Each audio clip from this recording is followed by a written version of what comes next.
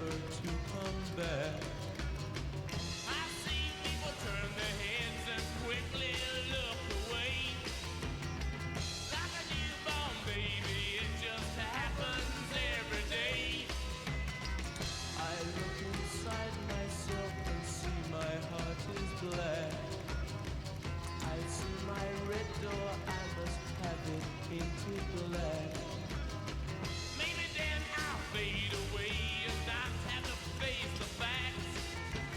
It's not easy facing up when your whole world is black. No more will my green seagull turn a deeper blue. I could not foresee this thing happening to you. If I look hard enough into the setting sun, my love will laugh with me before the morning comes. I see a red door and I want it painted black. No colors anymore, I want them to turn black. I see the girls walk by dressed in their summer clothes. I have to turn my head until my darkness goes.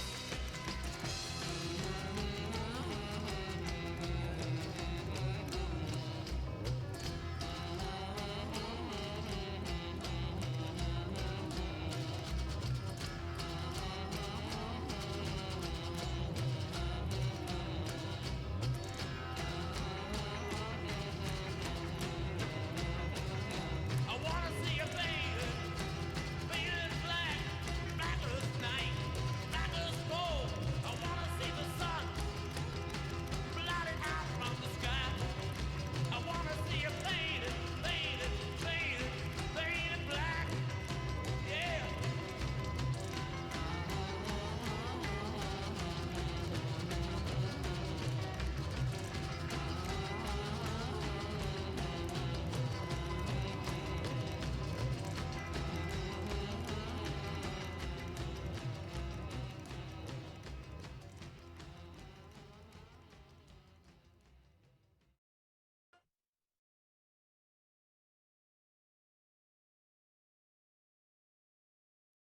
Oh, what in the?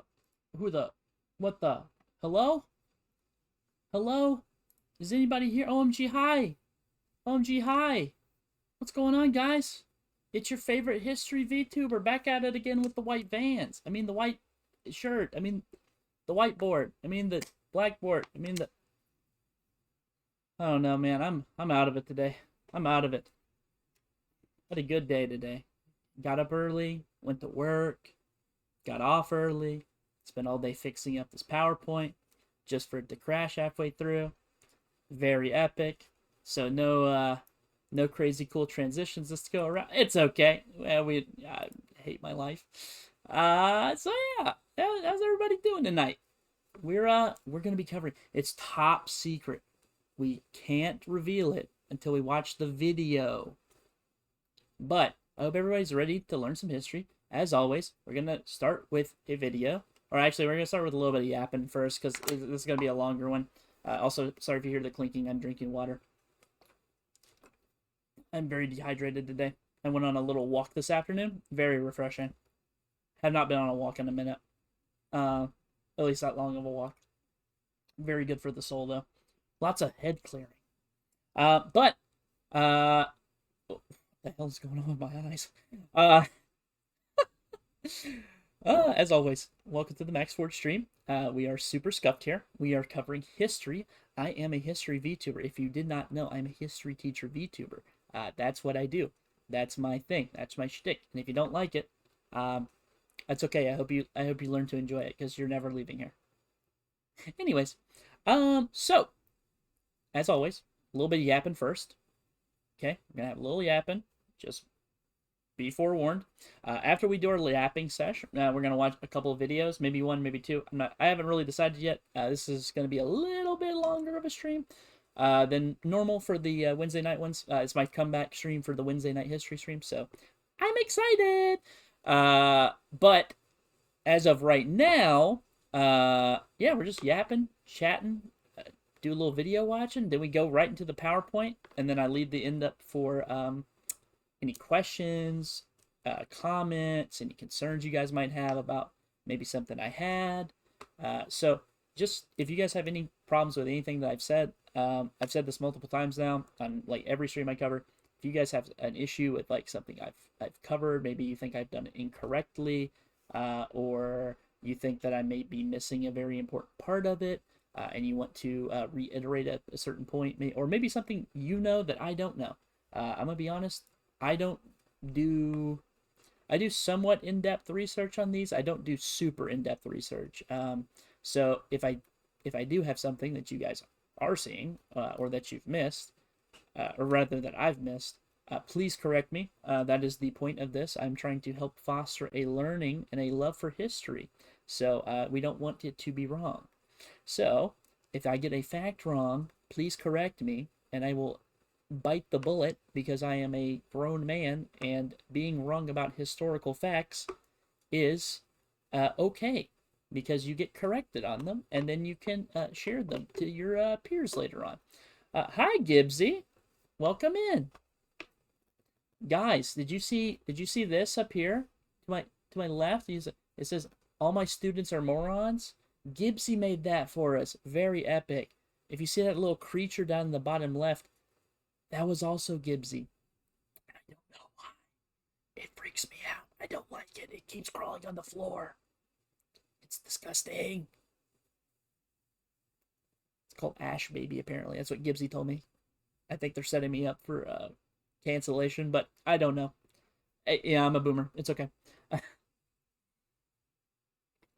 But yeah, guys, welcome in. How was your week? Good morning to you, teacher. Hold up. What the? Hello. Lubbly Ghostly. Hi. Welcome in.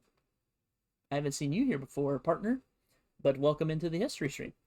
Boomer. Yeah, I know. Gibbsy, I just said I'm a boomer. I know that. It's not an insult if I already said it about myself. Don't feed it, paste it. Past. I think we need to take you back to grammar school. Just spelling tests. That is not how you say past midnight. That is pasted midnight, Gibbsy. I know that you had school all day today, my student, but I think you might need to read a little bit better before you start typing things. Anyways. It's all good. You know I'm messing. I don't mean anything I say, except for the history lesson. Just shoot me out of a fucking rocket into the sun. It's okay. I'll forgive everyone who does it. Raw! Yes, so true, Gibbsy. Welcome in, everybody. Welcome in. So, what'd you guys do today? Gibbsy, what'd you do today? Since you're the only one chatting right now. I had to do 20 questions with 50 words each. Wow. School. Yeah, I kind of assumed it was school. What was your 20 questions with 50 words each? Which class was that, though? It wasn't history class, I'm sure. It's probably like English class? EGP? What the hell is EGP? English Gen Paper. Huh. I don't know. Oh, English General Paper. Okay, copy that. All right. I was, why do they name high school courses so strangely now? English General Paper. We had like normal classes whenever I was going through school. We had English 1, English 2, English 3, AP English, dual credit English, and even in college it was English 101, English 102, or English 201, whichever one. I can't remember which one it is. College credit class. That would explain why a lot of college credit classes start getting named really weird. It's because I'm in the special smart class. Yeah, you're in the special classes, all right. I agree. I'm messing. Guys, I am actually very excited. I've been tutoring Gibbsy on history for like the last, I don't know, like 2 weeks or so. They got outstanding marks on their last grade. They got a 95% on their history test. I'm very proud of them. I want to extend the congratulations to Gibbsy and a little round of applause. It's very epic, very poggers. Can I get a W Gibbsy in the chat for all 2 people who are in here typing? If anyone else is listening, though, you can get a little W Gibbsy going. That'd be epic. Actually, I'm gonna start it. Watch it. Here it comes. I'm such a proud teacher right now. My teaching's helping a poor lost soul learn some form of a history. Oh, come on, Moondog. Don't put the... Don't put Gibbsy. Stop saying these things. This is a Christian Minecraft server here. I can't believe you would say such in my chat. That's ridiculous. I can't. This is absolutely ridiculous. Okay. Here's what I'm going to do. I'm going to play a song real quick in the background. I want you guys to tell me if you can guess what we're covering based off of the song. Oh, wait, that's the wrong one. Whoops, hang on. Where is the song I was looking for? That's not it. That's not it. You know what? I'm just going to play this one. This is the tried and true method. Also, ads in 2 minutes, guys. Just FYI. Here, we're just going to play this real quick. If it works. Hello? Tell me if the sound's okay, guys.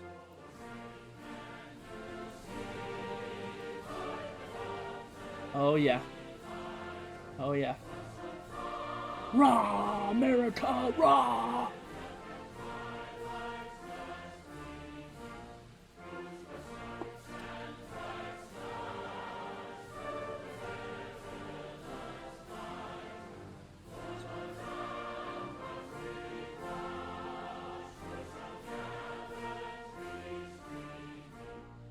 And the rocket's red glare, bombs bursting in air, get proof through the night that our flag was still there.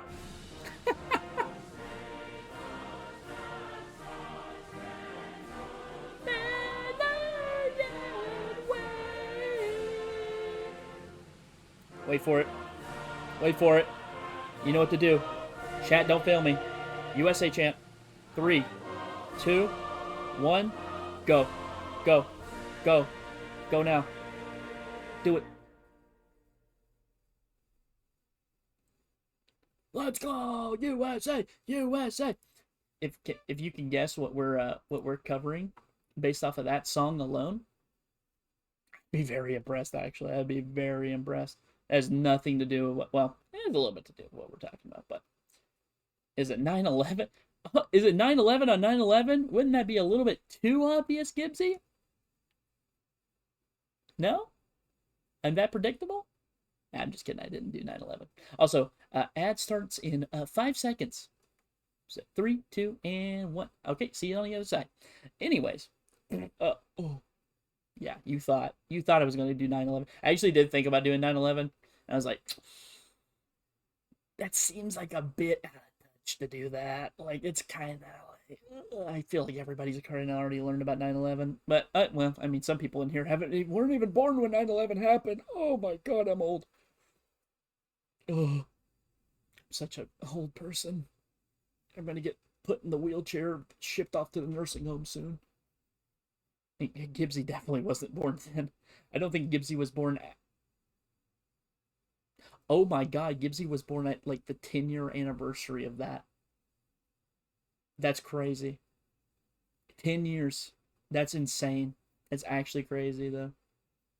Oh my God. Ugh. Ugh, brother. Ugh. That's insane, dude. Anyways, ad breaks in progress. So it's just you and me, my lovely little guys and gals in the chat who have gifted subs or used their Prime subs or bought me subs. I love you all. I love you all. Thank you so much for keeping me off the streets. I'm having a great day. Hi, Irella. How you doing? How you doing? How you doing? How you doing? Anyways, I'm excited for this one today. This is one I don't think it's covered a lot, actually. I actually learned quite a bit whenever I was researching this. Whenever I learned about this instance that we're covering today, I had very different feelings about it than I do after researching it a little bit more. And I will say that the topic has made me despise a certain somebody in American history. I didn't think it was possible, but it made me despise them more, which is crazy because they're already very despicable and not a lot of people like them except for theater kids. Ah, that's a secret. Can you guess it? Can you guess who I'm talking about? Theater? Famous American forefather? Huh? Huh? No, it's Alexander Hamilton. You're correct. It is Alexander Hamilton, but we're not covering Alexander Hamilton. Well, kind of. Loosely.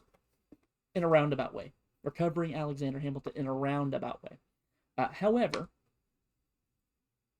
it's time, my students, my lovely guys and gals and others, we are going to begin our history lesson with a small video.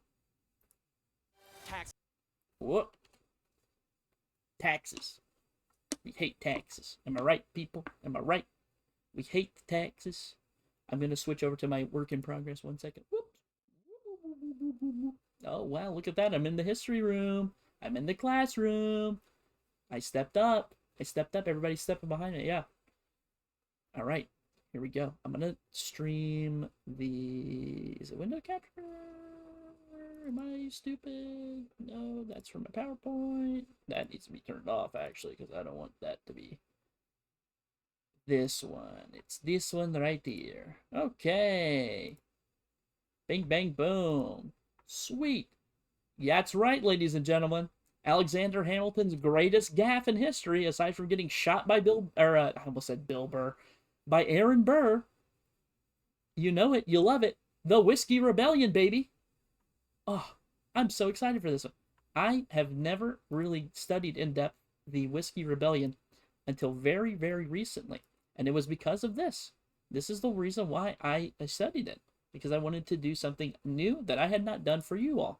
That's what the special secret was. That's what the special secret was all along. What the fuck is that? Gibbsy, you need to open a history book.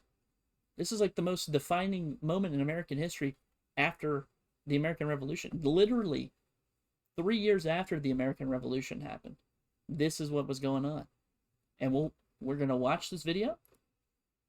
And we're going to learn a thing or two about how taxes are not good. We hate taxes. Not Texas, taxes. All right, I'm going to start it. Taxes. Few words in the English language evoke such testy responses. For some, taxation is seen as a necessary civic responsibility to provide infrastructure and public services. For others, taxes are symbolic of wasteful government overreach. These debates are nothing new to American society. After all, the Revolutionary War was rooted in colonist anger against taxation without representation in Parliament. But fewer citizens today are aware of another tax dispute that erupted in Pennsylvania following America's victory over Great Britain. This fierce uprising, known as the Whiskey Rebellion, stands among the first of many internal growing pains endured by the infant United States. Long-standing local customs were challenged, neighbors turned on neighbors, federal forces intervened in regional affairs, and the risks were immense.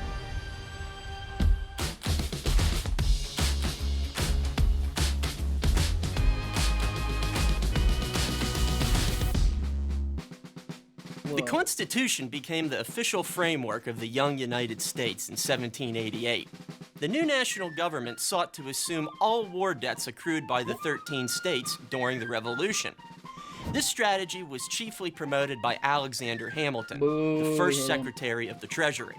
Whereas founding father Thomas Jefferson envisioned a nation of virtuous, self-reliant farmers, Pause. Did you just say 1788? Damn, the USA is old? Gibbsy, When was the USA founded? Without looking it up. Can you tell me that off the top of your head? That should be basic knowledge for every single high school student in this country.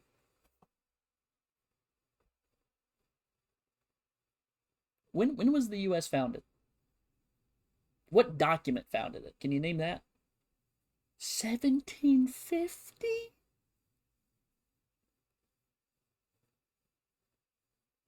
I failed as a teacher. I'm gonna go stub my toe against the wall. That's how much you failed me. The Declaration of Independence. Yeah, the Declaration of Independence. That would be the thing that founded the it declared our right to exist aside from Great Britain, right? We declared independence, right? So that is technically the document that made the country. So yes, the Declaration of Independence is correct. You thought it was 1820 before hearing that. Gibbsy, does the number 1776 mean anything to you? Have you ever heard of that? You ever heard of 1776? You ever heard of that one? Jesus Christ, the American education system is washed, dude. Kids don't even know it's 1776. How about July 4th? Does July 4th ring a bell? I hope and pray to God it does. Because if it doesn't, I'm going to be very upsetty spaghetti. It's not April 4th, 2010. Therefore, not my issue. Incorrect. Absolutely incorrect. That is not the mindset to have about history. Young lady, I'll have you sit in the corner for that. You're going to get the dunce cap. Actually, you know what I'm going to do? Hang on. 1 second. I have to go behind the mirror real quick. 1 second. No one pay attention to this. Hang on. This is Gibbsy. This one right here. This is Gibbsy. We're going to use this. Okay? All right. Let me just 1 second. Where's it at? Where's it at? There it is. Whoop. Boom. All right. And then I just go over here. Whoop. Wrong one. Whoop. Wrong one. Hang on. Yeah, I don't have an image of you because that would be kind of a little bit strange. I'm not gonna lie. And we're gonna set that right there, like so. And then here's what we're gonna do for the entirety of the lesson. This is Gibbsy, okay, guys. This is Gibbsy. All right. I just want everybody to be very cognizant and aware of that fact. And then what we're gonna do is we're going to take out this funky little thing here, a dunce cap, and we are going to place it. Whoop, that's me. That's me, baby. Hang on a second. Gonna place that right there. And what we'll do to counteract that is we'll just pull this down. Boom. There we go. And now we just do that. There we go. Dunce cap for Gibbsy. Yippee! Hooray! Everybody clap. Good job, guys. Gibbsy has a dunce cap now. Yippee! You deserve that. Never embarrass me like that in front of my class ever again. I'm so upset at you. I'm joking, but not really. Not really. I'm joking. I'm just not really though. But I'm joking. Anyways, back to the video. Hamilton aspired to forge a country fueled by industry, exports, and government collaboration. The two men engaged in fierce rhetorical battles with slanderous partisan news outlets backing them up. Sound at all familiar? Reluctant to raise high taxes already on the books, Hamilton set his sights on whiskey manufacturers as a fresh stream of revenue. His intention was to tax not the sale of whiskey, but its very production. Not anticipating the hostilities to follow, Congress passed the excise whiskey tax of 1791. Its ripple effects would be far-reaching and incite violent division. Farmers of western Pennsylvania had feared such a move for years. In the western part of the Commonwealth, grain cultivation was a pillar of commerce.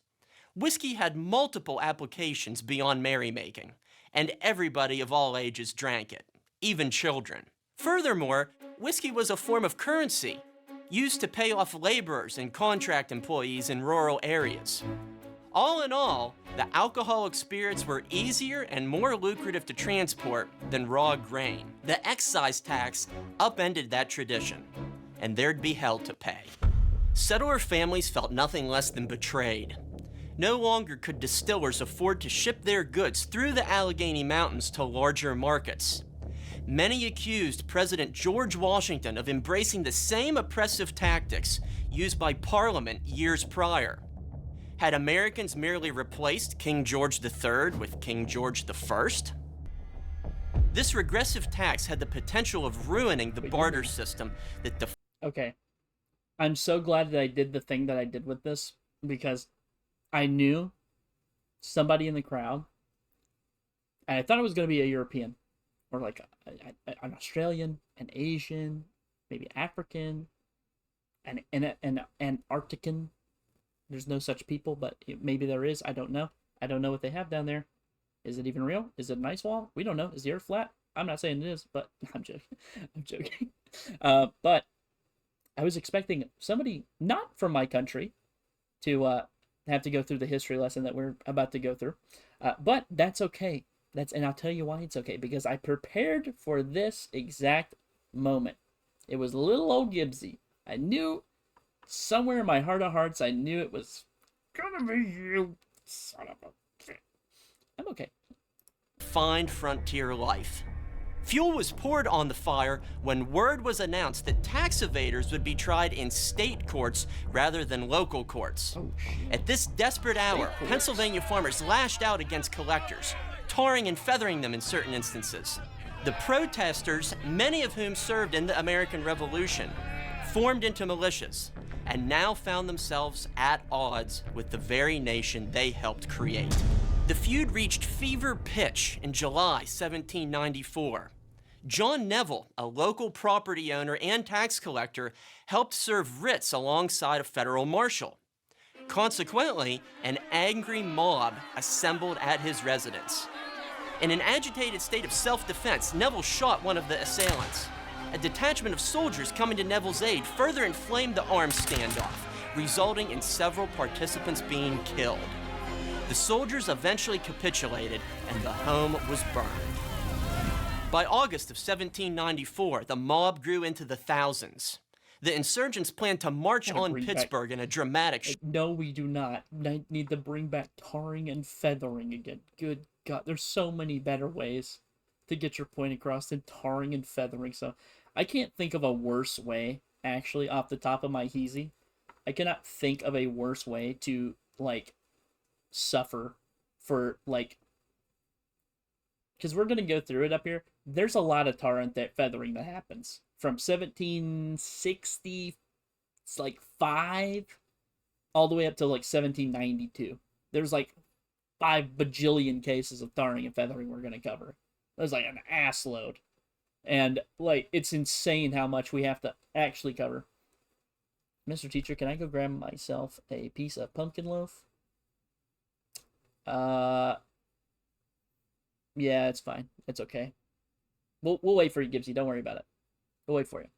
Hurry up. You got 2 minutes. If you're not back in 2 minutes, I'm gonna put a timer on my phone.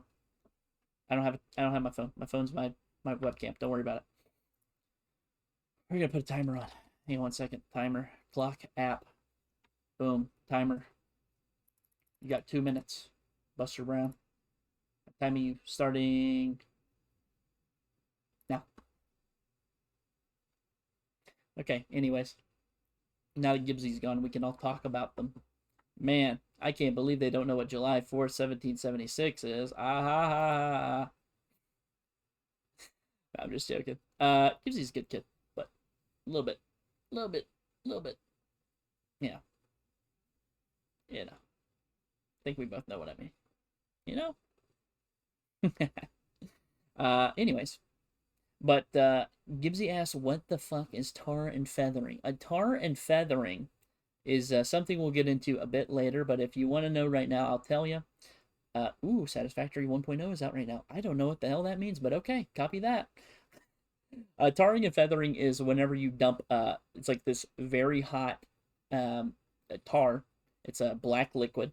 I forget what it's made out of, but it's like you leave it out in the sun. It gets extremely hot during the summer, or you put it into a pot, and they pour it out onto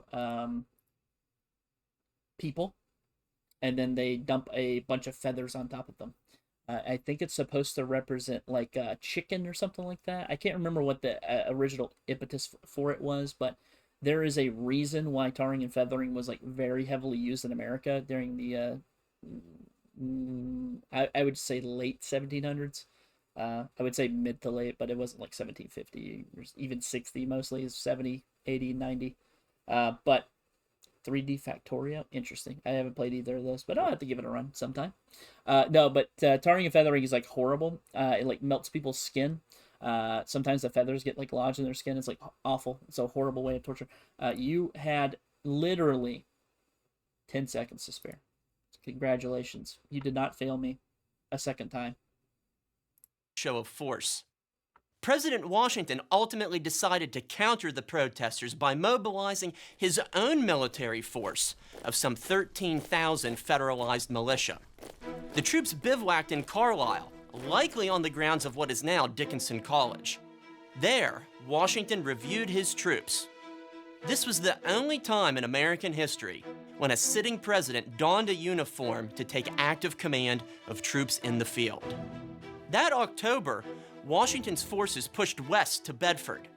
There, the president occupied the stone house of David Espy, which still stands today. He recognized his federalized troops were not going to encounter fierce resistance by the rebels. The defiance of the protesters had withered in the face of Washington's advance. They scattered into the hills and their homes. The Whiskey Rebellion had at last ended. But what did it all mean? Was this merely a backwoods squabble over money, or were there larger issues at play? Ultimately, Washington's suppression of the uprising upheld the supremacy of the federal government. The incident also led to significant questions about the nature of protest, freedom of speech, and citizens' relationship with the state. Despite Hamilton's desire to harshly punish the rebels, only 2 were convicted of treason. They were thereafter pardoned by Washington, who wished to calm the waters of national discord. The excise tax, however, remained the law of the land until it was repealed by Thomas Jefferson in 1802. The legacies of the Whiskey Rebellion are all around us, especially as we consider our role as taxpayers and active citizens. In Pennsylvania, the event is commemorated with museums, historical markers, themed taverns, and even community festivals. But these innocent means of remembrance should never conceal the dangers that existed in the moment when Pennsylvanians went to war with their fellow citizens over politics. When contemplating the then or the now, we are also reminded of a constant in the Commonwealth's history. Pennsylvanians love a good stiff drink. So true, King. So true. To learn more about this volatile time, check out William Hoagland's book, The Whiskey Rebellion. I've read this, actually. This is a very good book.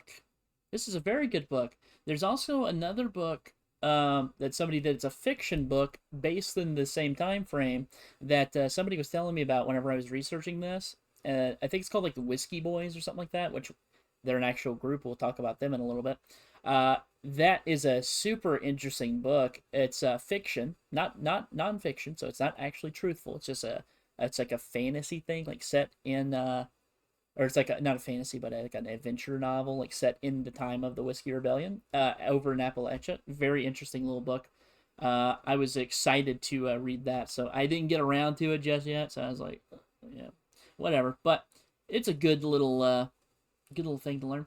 Also, shout out WPSU. Very good. And I would say that it's probably because that is Western Pennsylvania's state broadcasting service. Very epic. They made a lot of good videos on this. Okay, let's see here real quick. Let me turn that off real quick. I have one more video to show you guys. That is by a gentleman that we like to watch. Where the heck is it? I just had it. Heavens to Betsy, where did it go? Hang on one second. Un momento, por favor. I hate Pennsylvania. Me and Pennsylvania have beef. Why do you have beef with everything? You have beef with literally inanimate objects. Oh, this is one that I wanted to touch on. I think this is the right one. Which this touches on outside of Pennsylvania. This is one thing that I did not cover in this. I'll leave first, Max. See ya. All right, bye, Irella. Thank you for showing up. I appreciate you. Have a good night, day. I don't know. Just like Gibbsy. I don't really remember. Need life insurance? Taking the first step No, I is don't need easy. life insurance. How did nearly the Okay. So this is going to touch on Kentucky, and the reason why I'm touching on this is because the Whiskey Rebellion, a lot of it's set in western Pennsylvania because of the amount of people that lived there. They had a huge presence out there, and they were very, very vocal about their displeasure against the government. The other parts of Appalachia also rose up around this time.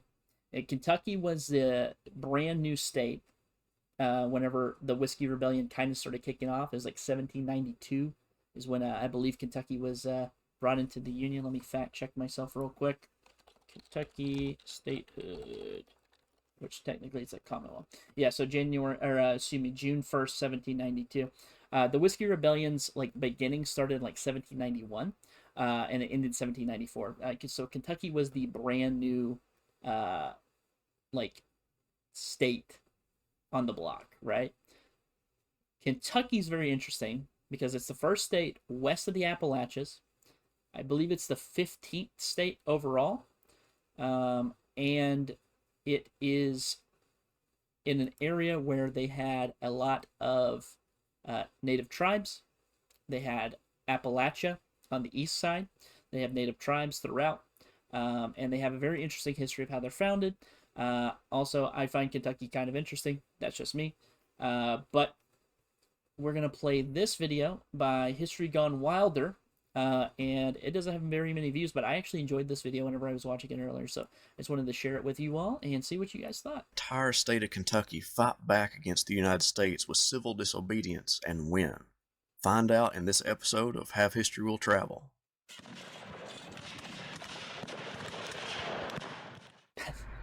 Welcome to Have History Will Travel. I am your host, the Wilder Historian, and when we think of the state of Kentucky throughout history, we don't think of peaceful people. We think of hillbilly stereotypes and violent actions like the Hatfield-McCoy feud. However, in the early years I covered that on this channel, huh? Anybody remember that one? of the United States, the Bluegrass State used civil disobedience or nonviolent resistance to fight back against the whiskey tax. Once the American Revolution ended, huge amounts of debt had accumulated. The Articles of Confederation did not provide a good way for states to come out from under that debt, and when the Constitution was drawn up, Alexander Hamilton, the financial wizard he was, added the last building block of the Constitution by implementing his financial plan.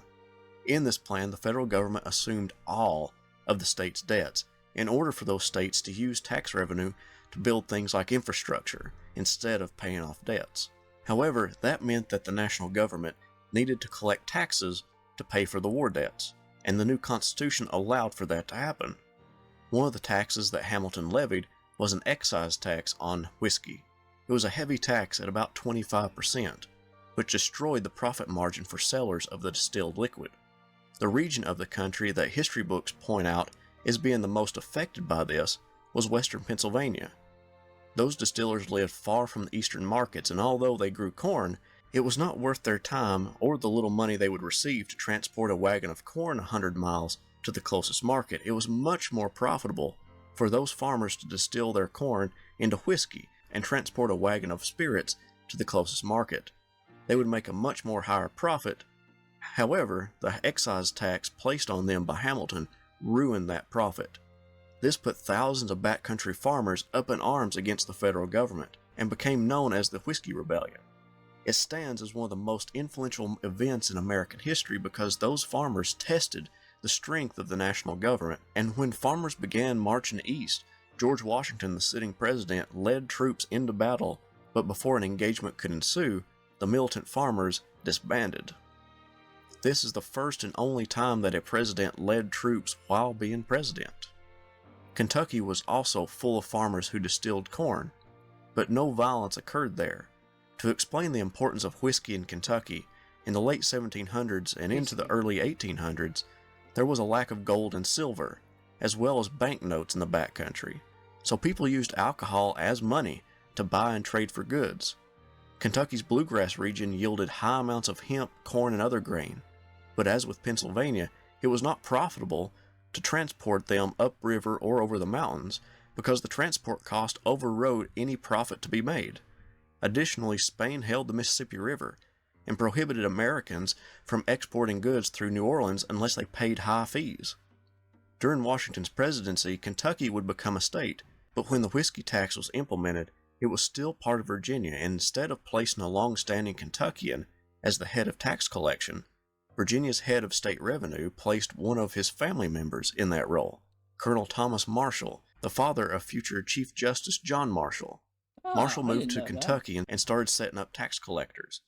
But he immediately ran into problems. His subordinates began handing in resignations as quickly as he could hand out jobs.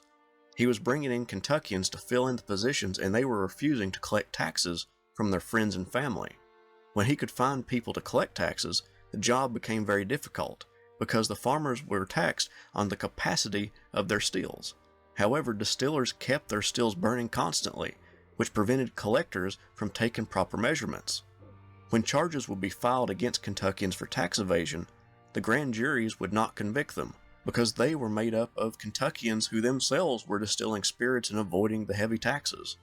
Although there were some moments of violence that broke out between Kentuckians and tax collectors, it remained fairly passive, except when it came to who Kentuckians believed was the true enemy: the Spanish.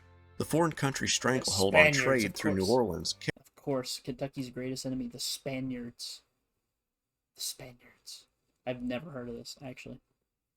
I remember whenever he started talking about this, and I still don't understand where the Spaniard comes in, but he does explain it later on. Kept bluegrass farmers from capitalizing on their products, and Washington received word that the famous commander George Rogers Clark was forming up an army of Kentuckians to take over Spanish forts along the Mississippi River and march on New Orleans to open up the river for free navigation and trade. Oh my goodness. The president issued orders against any Kentuckian enlisting to fight against a foreign country, which the United States had no troubles with.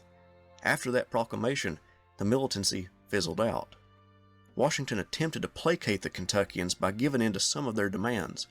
It was a combination of this civil disobedience and other external forces that forced the president to send Thomas Pinckney of South Carolina to Spain in order to negotiate the Treaty of San Lorenzo to gain free navigation of the Mississippi River and allow Americans to sell their goods at the port in New Orleans. However, it would take Thomas Jefferson becoming president for the tax evaders to finally pay taxes, after they were assured that their past debts would be forgiven and that future taxes would not be at Hamilton's high rate.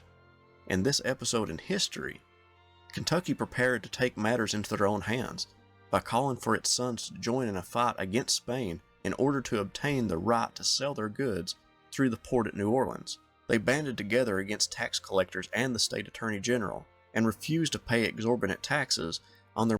Hey Gibbsy, I'm the teacher. I can do whatever I want. Thank you very much. And I wasn't even eating. I just started smacking my lips because it's funny. most valued commodities, so valued that it took the place of money in the backcountry of the nation. Their story was a story of civil disobedience that took on the power of the federal government as the nation had just been born. Thank you so much for watching. Next week is going to be an animated battle map dealing with an aspect of the Battle of the Wilderness as voted on by the patrons over on Patreon. Have a great week, and I'll see you next time. Shout out to the patrons on Patreon. Get the hell out of here, ad. Do shout out, huge shout out. Actually, I'm going to subscribe to this guy.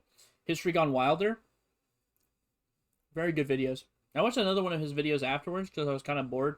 I just wanted to like hone in on something. He makes good content, man. He makes some pretty solid content. shout out to this guy. He covers some very niche parts of history that I don't think a lot of people know about. So if you guys want to, after the stream, or even now if you wanted to, go give him a little subscription and tell him I said hi. I don't know the guy, but I'd like to know him. Seems like a pretty cool dude. Anyways, okay, here's what we're going to do. Since I got my mom broke into my house and gave me a sandwich and then left, I'm going to eat the sandwich. So I'm going to BRB. I'm going to leave you some musical entertainment for about 5-10 minutes. And then we will be back, and Adam, for a full, solid, straight shot of an hour and a half, I believe. So, enjoy your time off. Actually, I'm going to wait for the ad break, and I'm going to say that whole thing again because I realize that half my chat is in an ad break right now. So, I'm going to wait because I'm a smart guy.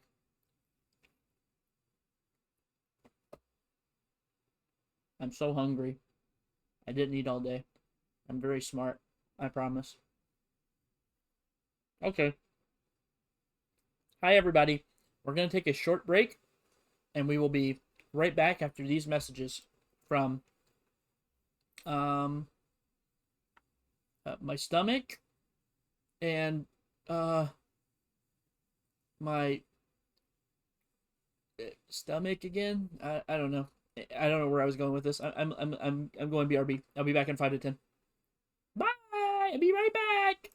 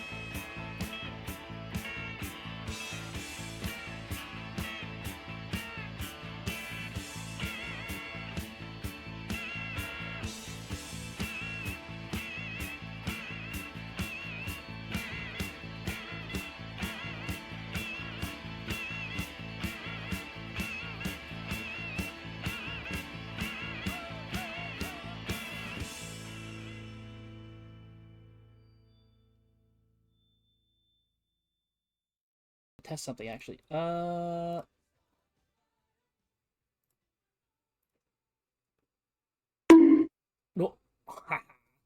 It doesn't work over here. Sick. Oh. That reminds me. I should probably pause that music. Okay, guys. I'm back from eating my sandwich. I promise. So... Here's what we need to do. I need to set up my stuff real quick. So... Alright, give me 1 second here, guys. And we will get set up for the stream. I have to be a boomer for a second. Should I just go back on BRB? How about I play some lovely music for you all to listen to? We'll play the... Is there a Whiskey Rebellion theme song? Is there like a... Do you guys think there's a Whiskey Rebellion theme song? The songs of the Whiskey Rebellion. Let's see here. What we got? What we got? What we got? You don't get to say that to me, dude. Oh yeah, this is definitely... There we go. Okay. Everybody be careful now. This is a heavy song. And I'm gonna set up this stuff, so give me 1 second, guys. I'm so sorry.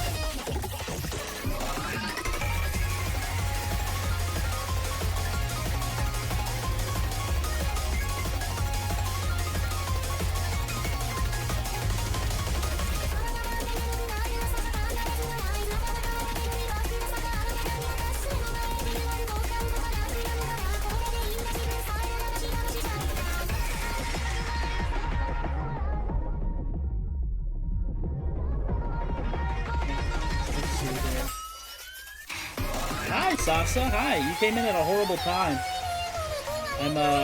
I'm literally setting up my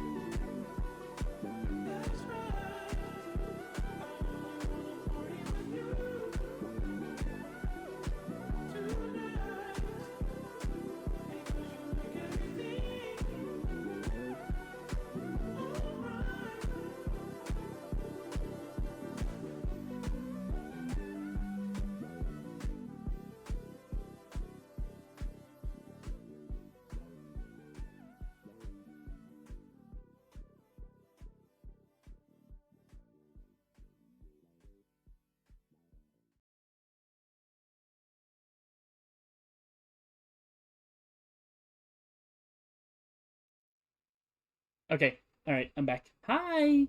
Hello. I'm glad everyone's having fun in the chat. Hi. Did we keep ourselves entertained for the 20,000 years I was gone? Oh, Sasa, hey, you came in late. So over there in the corner, that's Gibbsy right here. Gibbsy doesn't know the day that America was founded, so we put a dunce cap on Gibbsy. So just FYI, just watch your language, young lady. I'll have you know I am a teacher, I promise. Board certified.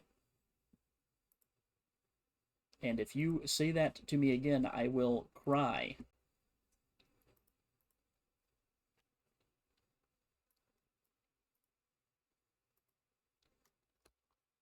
I promise I'm going to get around to this PowerPoint in just a second.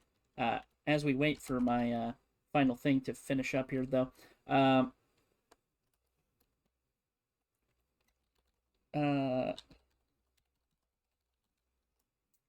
we are going to go ahead and get started here.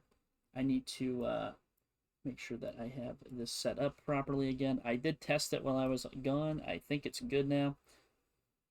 All I know about American history is that JFK was assassinated. Yeah, that's one of many assassinations that happened in American history, so as well as attempted. We just had an attempted one. What, like 2 months ago, 3 months ago, 1 month ago? When was that? July? I think it was July. So it's 2 months ago now. Flip you, Peepaw Max. Listen here, young whippersnapper. You make fun of me. You're gonna make me go gray. Oh, what the? Oh, that would have been bad. Wait, where's that? Wait, that's not it. You're gonna make me go gray. You made my hair turn white. Look at you. Look what you did. I'm an old man now. Trump got the aura. Yeah, he's got the bullet time aura. Shit's crazy. I still can't believe that happened. I was at a con whenever that happened. I was literally like sitting in my bed, like resting after like walking around all day, and I just like checked my phone. I was like, whoa, that's crazy. That's insane. Okay.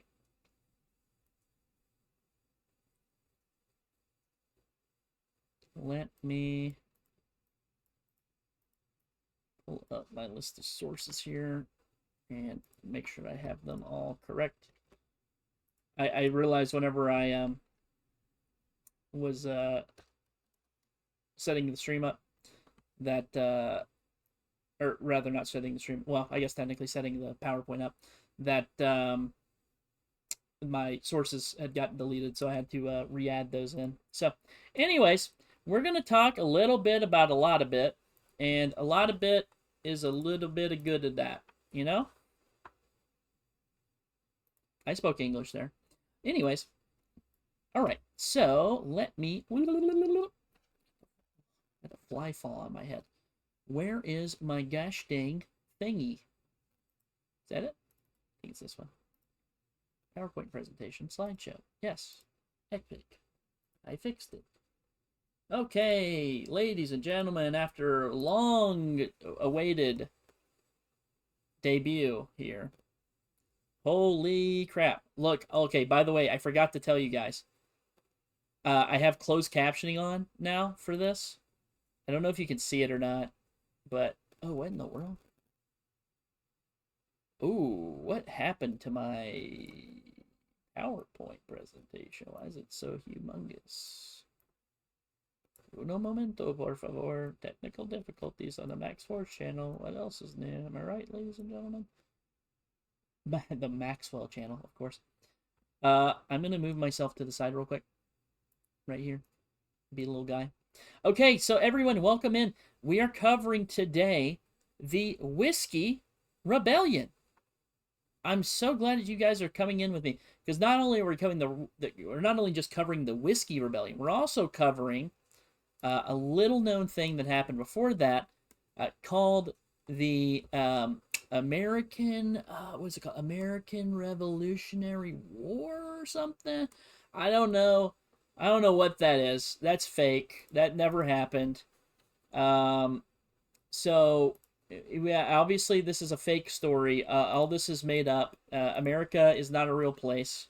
Everybody knows that and is very comfortable with saying that out loud. Okay, so let's get into the question that I have for you guys today, which is number one. If you're old enough to drink, I want you to answer this question. If not, don't. Looking at you, Gibser. Do you like whiskey? Do you? Do you like whiskey? I like whiskey. I'll be honest, I love whiskey. Whiskey's great. One of the greatest inventions of all time. Great thing to have. Love whiskey. Mr. Max, there's a loud student, and then I can't focus. Yeah, hey, Gibbsy, I'm going to put you in the timeout corner again, youngster. This is violate the rules to talk about politics. To ask my opinion on politics, yes, very much so. I do not give my political opinions, only historical opinions and evaluations. Sorry. Do you like whiskey? Here's the most political I'll get is I like bourbon more than I like Irish or regular whiskey. That's as political as I'll go. That's the only side I'm picking. All right. So, do you like whiskey? Life. All right. I love that clip. I had to include that because Ron Swanson, it's my spirit animal. I actually very much like Parks and Rec. It's very funny.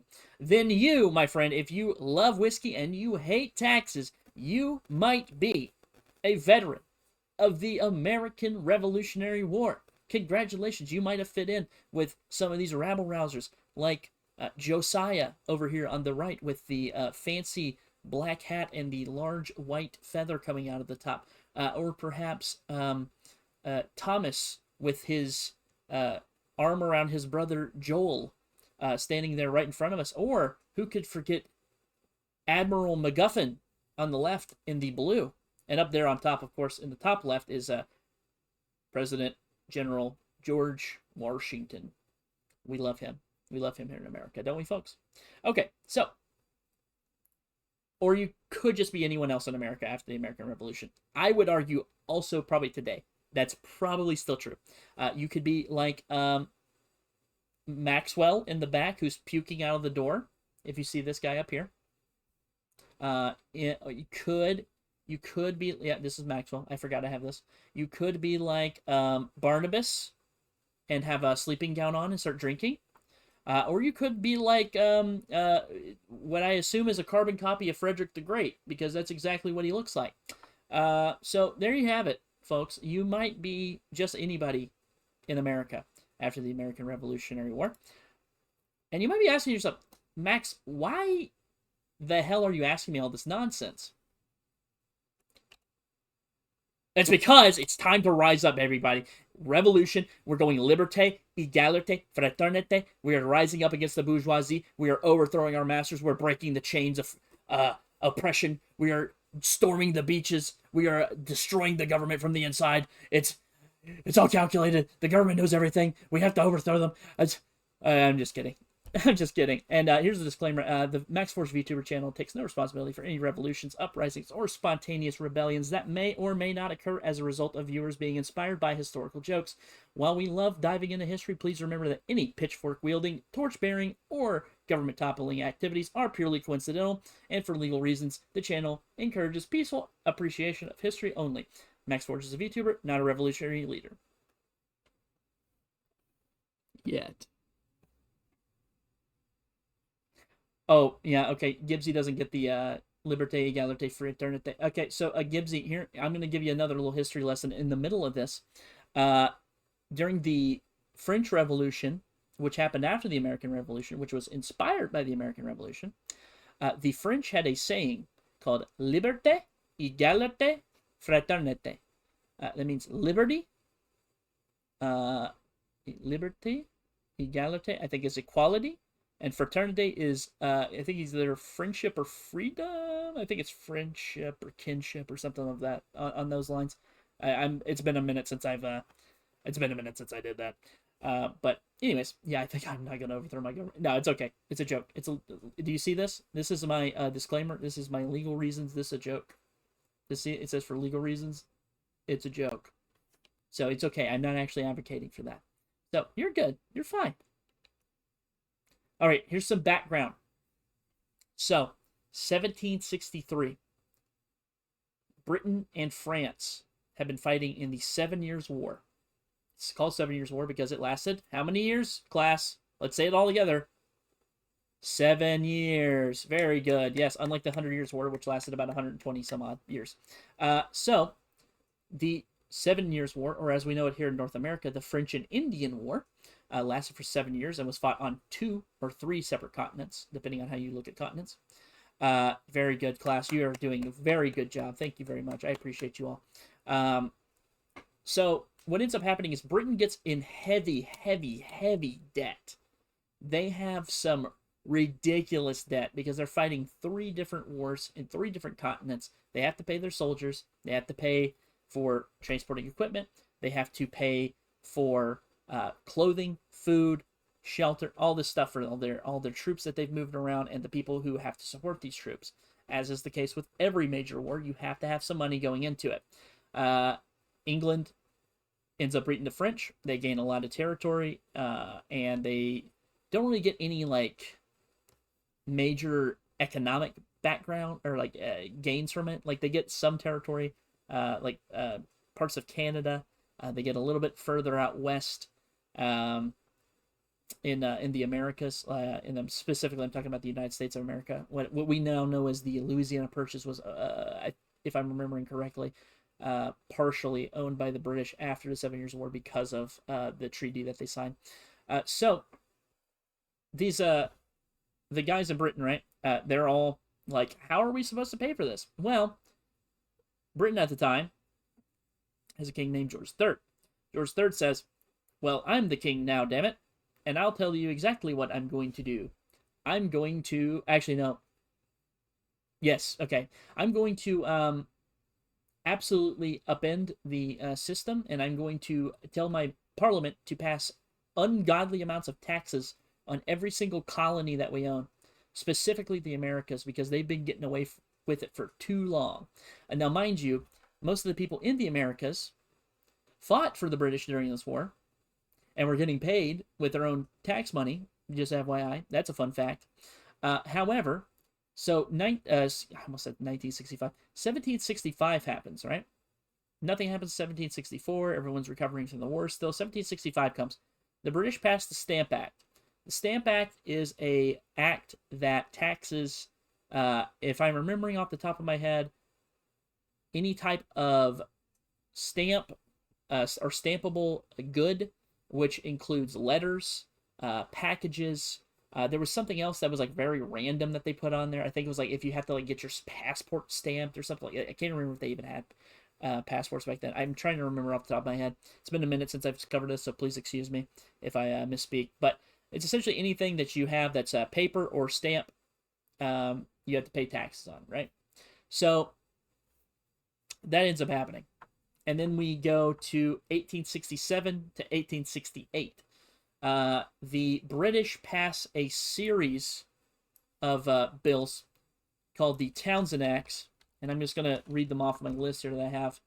The Townshend Acts specifically are taxes on glass, lead, paint, paper, and then finally tea. It's a small tax on tea, not as major as the later taxes I will get into. The other part of this is they also passed, I think it's the Customs Act. The Customs Act, I think, is right before Boston Massacre. Don't quote me on that, though. But more taxes coming to people who need it for everyday life. They're having to pay out the ass for a bunch of stuff. And so now they're having to literally just pull money back in from their colonies that they spent a lot of time and money developing.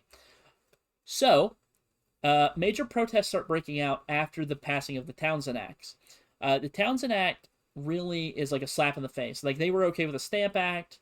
They were okay with some of the other issues that were going on at the time. So another thing that happened is that you had the British came into Boston and started kicking people out of their homes or forcing people to have them stay there. It's called quartering troops, and the British used to do it all the time back in the day. And that's actually why we have an amendment against it in the Constitution. Fun fact. Because quartering troops means that you have to feed and house and water these troops instead of the government paying for it and giving them actual housing. They're living at your house. I don't think any armies do that nowadays unless it's like a very big emergency situation. But we have a literal rule against it because it was that important that it never happens again. So, fun fact. Next thing that happens. So, does that worsen inflation? The Townsend Act or them? I assume you're meaning the Townsend Act. I would say it's hard to. Okay, so here's the thing. It's hard to calculate inflation back then. It's not as easy as cut and dry as it is now. Because nowadays you could say like, oh, they're printing out more money than they actually have, or what's backed by their currency, and then you could say that's like inflating their currency, that's deflating their currency. If you're talking about inflation back then, the only inflation that would happen is if they overproduced certain types of coins, and did the exact same thing for money printing, but they did it in coin form, which they would put like copper or lead or something in the middle to like make it feel like it's a real gold coin. But in this case, I don't think it actually increased inflation. I think their inflation was already pretty high because they were having to print a lot of money to pay their soldiers. This is just them paying it back and paying down, technically speaking, if you're looking at it economically. But that's a good question. Good question, Sasso. So 1770 happens, and there's this big hubbub in the city of Boston. Boston is going to be a centralized hub for every single thing that happens pretty much throughout the entire start of the Revolutionary War. Boston is a major trade hub. The British love Boston. They adore the city. They have a lot of troops in the city. They have a lot of ships in the city as well. And so they really, really like this hub. The problem is the people in Boston don't like the British. There's a large percentage of people who are anti-loyalist, or the loyalists as we know them are Tories, as is what we call them later on, but loyalists to Britain. There was not many people who, I say there's not many people, there's a sizable percentage of people that actually are loyalist to Britain, but at the time, if I'm remembering right, Boston was not in love with the British. Boston Massacre. So what ends up happening is after the Townsend Acts and are having to hold up all these troops, and the British start moving in more troops to the city. They bring in more troops, they bring in more supplies, they bring in more ships, and they also bring in the act that I talked about before, which is called the Customs Act. The Customs Act is essentially a way... Wow. Why are you hitting teacher in the middle of a speech? Not very epic of you. Not very epic of you, I'll have you know. Anyways. So, the Customs Act of 1770 is essentially... They repealed all the Townsend Acts, but they left...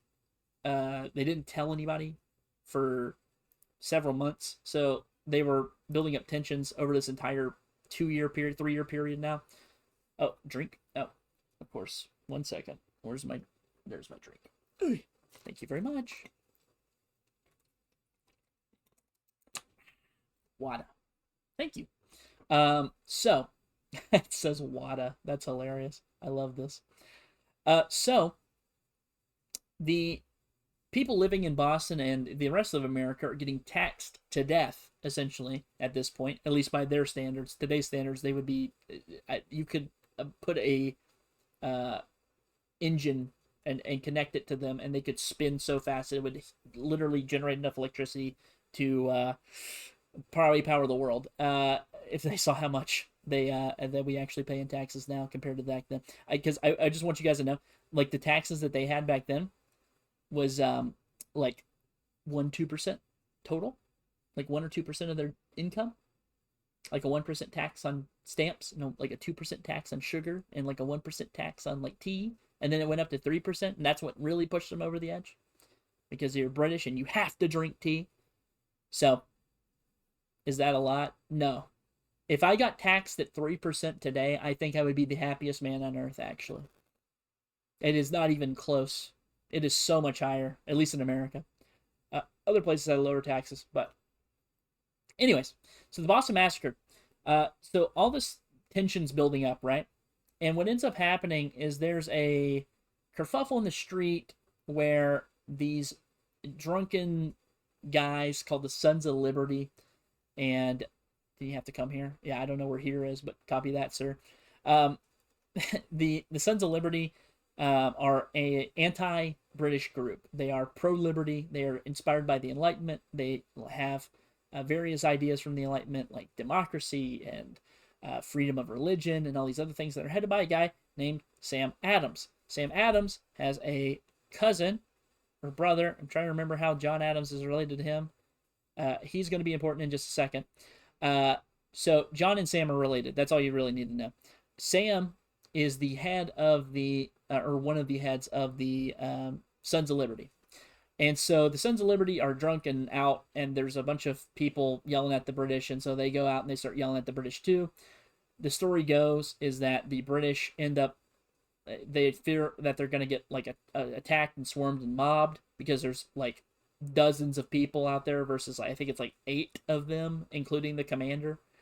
And they're tasked with protecting this one building, which I think is the governor's house or something like that. The story goes is that the crowd got so restless and so anxious that they started so angry at them that they started picking up snowballs off the ground, putting ice and rocks and other things from the ground, because this is 1700s, like 1770, like everything on the ground is probably like gonna kill you if you touch it because of the germs and the trash and everything. But they pick up these snowballs off the ground and they chuck them at the British. They called them lobster backs because they had red coats, right? So they start chucking them at the lobster backs, as they call them, hitting a few of them. They're laughing, having a good time. Well, a shot suddenly rings out. Nobody knows who did it. There's some speculation as to who did it. Some people say that it was sabotage by the Sons of Liberty. Some people say it was the British accidentally shot, and then that's what caused all the rest of them to shoot. No one actually, I think, knows till this day what actually happened. But what we do know happens is that the British unleash a volley of fire upon the crowd. This is men, women, and children.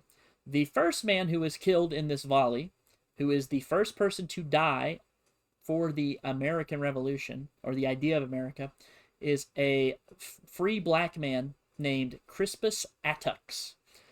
He is not a central character, but he is an important person to know.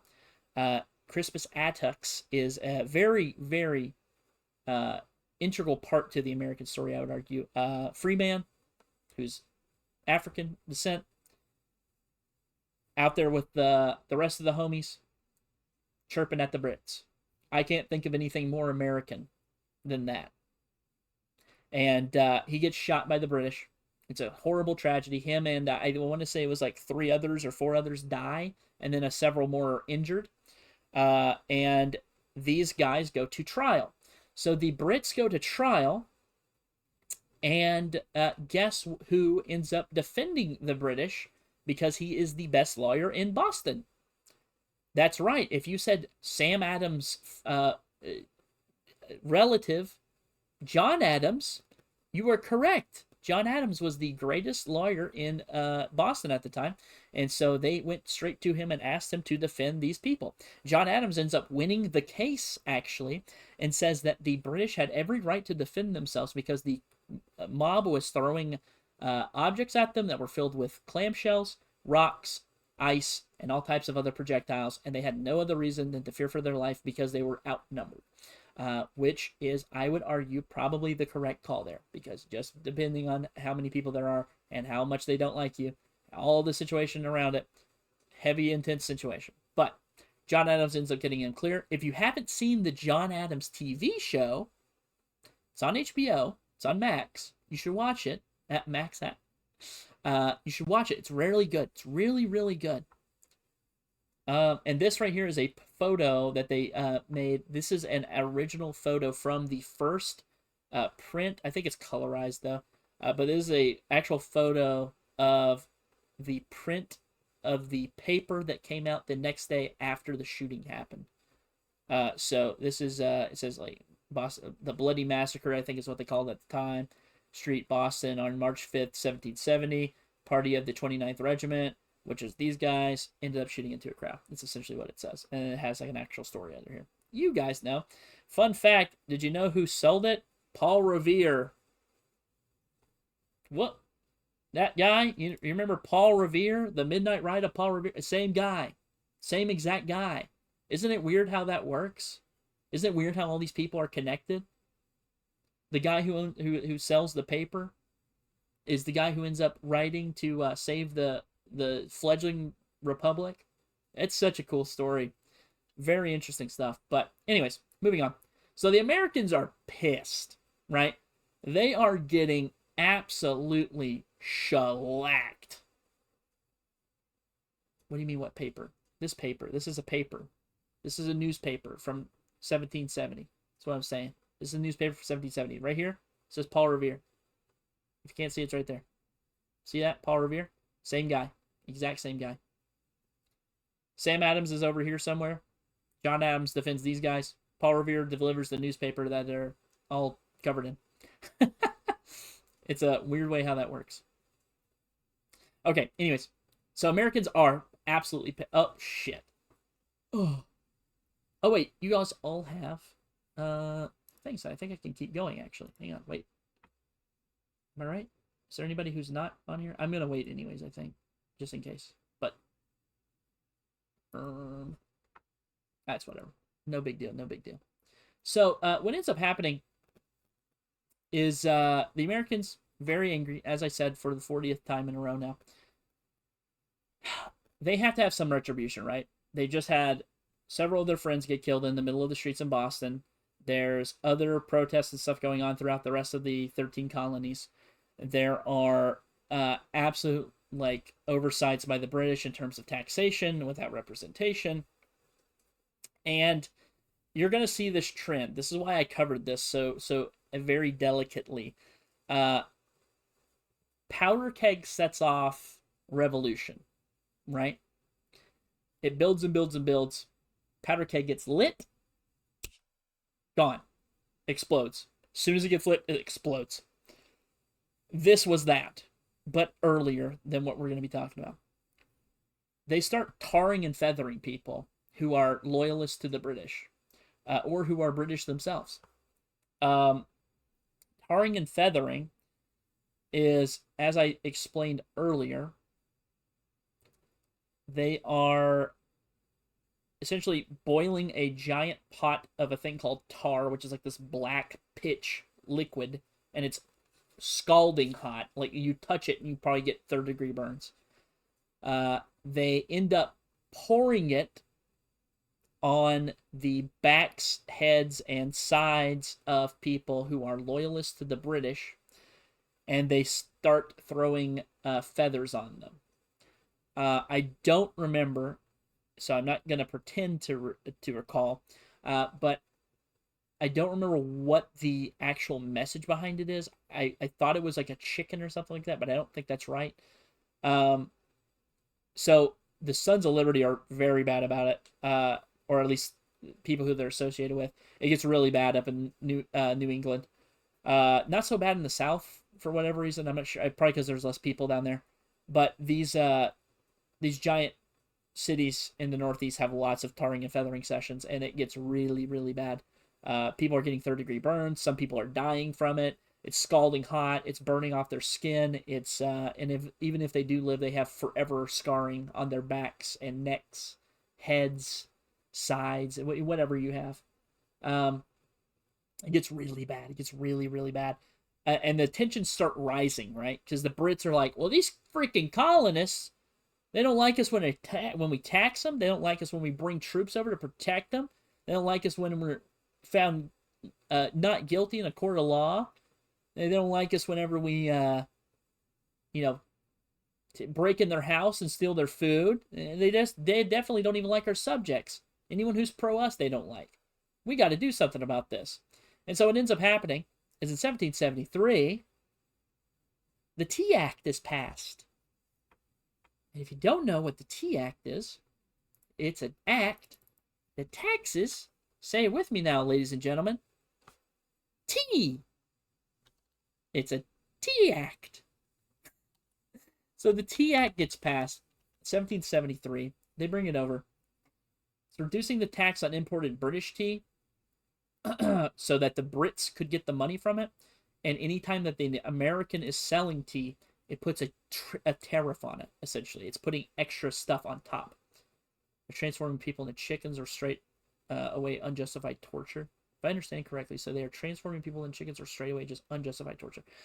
No, so they are taking pitch, right? So pitch is a black liquid that's meant for like going on top of roofs. It seals roofs so that leaks don't get in, right? They take a pot of this stuff, they dump it on the backs of people who are loyalists to the British. I wouldn't say that it's hard to justify or unjustify, because in their eyes,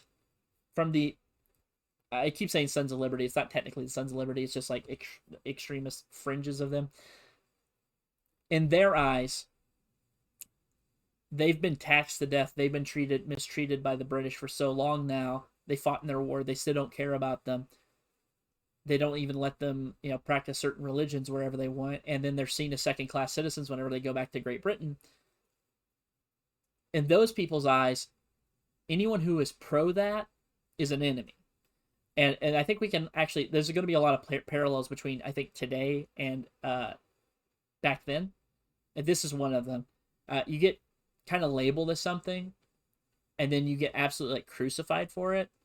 And then the people feel bad after they do it, but the problem is that they don't care about it whenever they're doing it. It becomes, it's like an actual, I hate using cancellation as a word, but it's like a literal, physical form of cancellation. Like, you have the wrong idea, so we're going to now physically harm you. Which obviously cancellation's not that. It's like a, is it metaphysical? Is that what it's called? Online thing. It's an online thing, right? So it's not comparable. It's like the easiest comparison I can draw from at the moment. But the other part of that is after they tar and feather them, they also shove tea down their throat, and that happens after the Tea Act is passed because of the Tea Act. And the Sons of Liberty hate it so much that they end up throwing this massive tea party on a boat.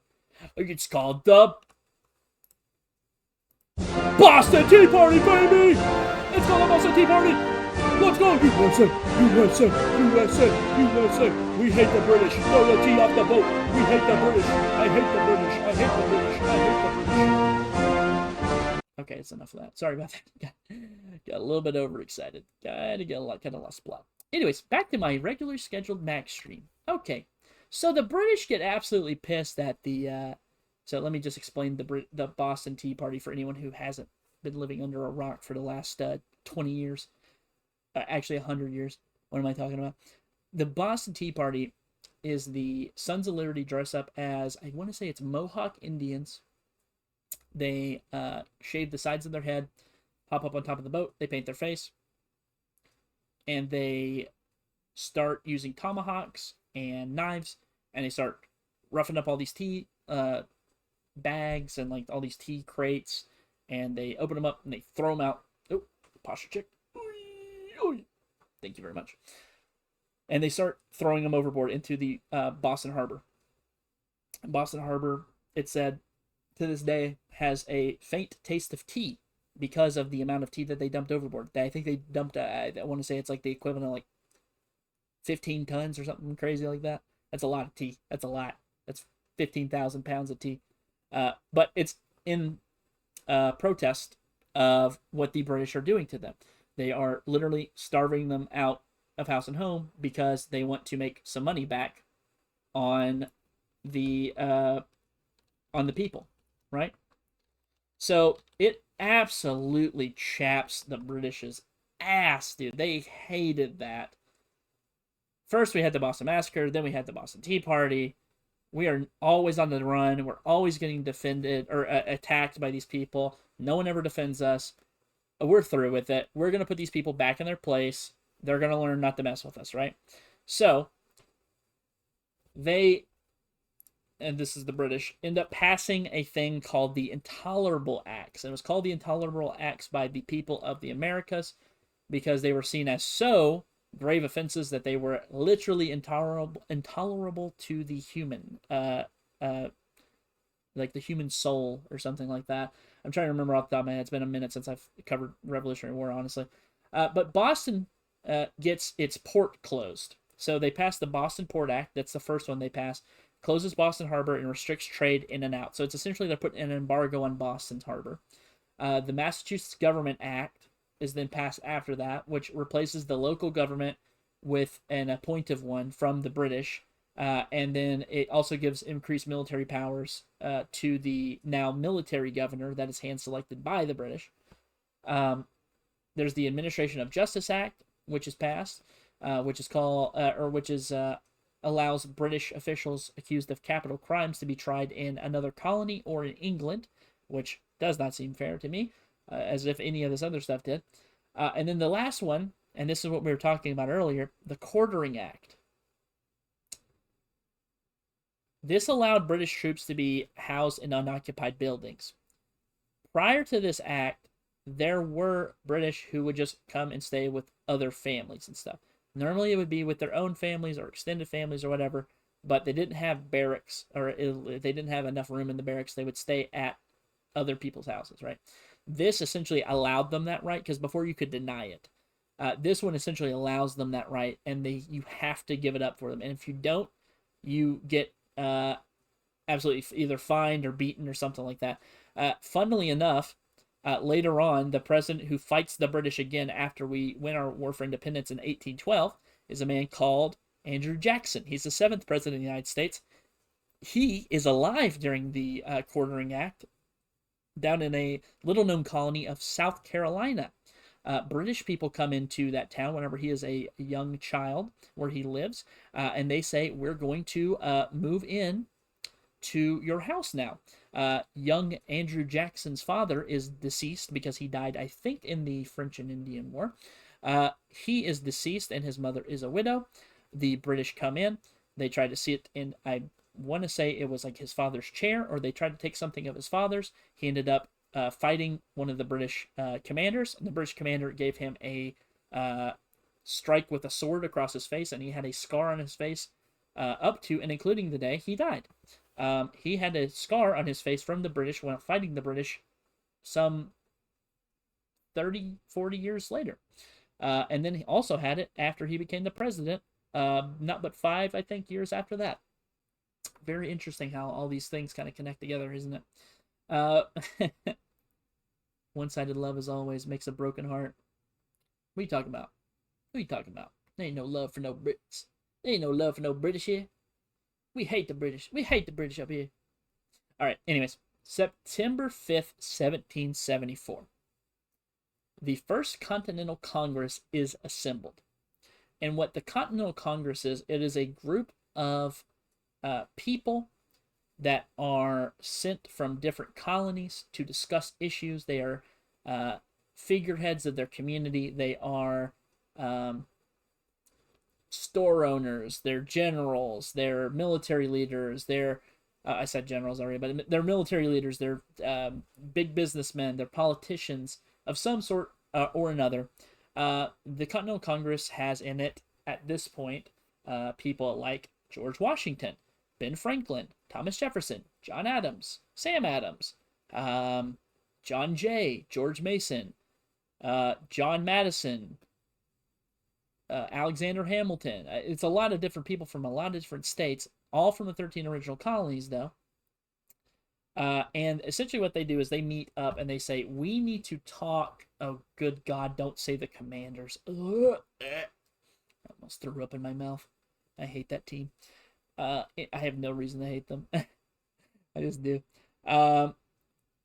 The First Continental Congress assembles, and essentially what they're doing is they're talking about how do we get rid of all these ridiculous acts that they keep passing on us. We can't keep up with this. They're not letting us sleep in our own homes because the troops are living there. We can't sell our own goods because they're tariffing and putting taxes on them. And then they're raising our taxes over here too, to top it all off. So we can't even make as much money as we used to. So what are we supposed to do?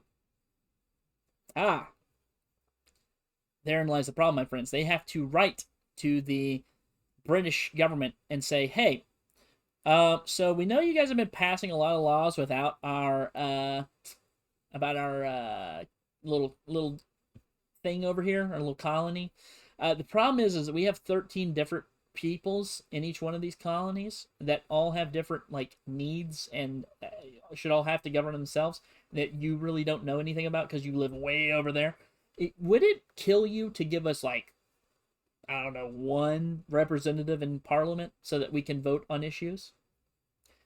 And they send this to George III, and George III looks at it. And he walks to the bathroom, takes a giant dump, and he wipes his ass with it. And he throws it away. That's did not happen, but I like to think it did because that's essentially the response they got. They said, no, you're not getting any representation. No one gives a shit. You guys are being assholes to us, so we're not giving you anything. You have to earn the privilege of becoming a part of the Parliament. So, what ends up happening after that is there's a few different things, right? There is a few places that are raided for weapons. We don't know by who. Wink, wink. We do know by who. We do know by who. I just can't remember the name, number one. And number two, I think George Mason's one of them. I think he raids one of the Virginia caches, I think is what they're called. Essentially, they just rob a bunch of powder and they rob a bunch of weapons away from people, and then they distribute them out to the people in a certain area, specifically in Massachusetts. And so they steal all these guns, start distributing them out to the people, be like, hey, be prepared. Something's going to happen. We don't know what. Something's going to happen. Oh, the British end up sending some, I want to say it's like between 3,000 and 5,000 troops over. And they hear tell of this thievery going on and the passing out of weapons. And they say, ho, hang on a minute, buddy. You can't do that. That sounds a lot like an insurrection, and I won't have that. And so the Brits, in their giant bright red uniforms, start marching out towards a little city called Lexington. Lexington, Massachusetts is the site of the first battle of the Revolutionary War. Nobody knows who shot the first shot, much like, funnily enough, Boston Massacre. No one knows who shot that first either. But the shot heard around the world was the start of the revolution, as they say in Schoolhouse Rock. And that shot changed the course of history forever. No one actually knows who shot that shot. We don't know if it was British. We don't know if it was American. What we do know is it started the Revolutionary War, which put the world on a course for an entirely different future. Had that shot not ring out, there could have been a peaceable solution, and you might see America as a former British colony up until this day, which would have been interesting. What did I miss? You ain't missed nothing yet. We're just talking about the Revolutionary War at the moment.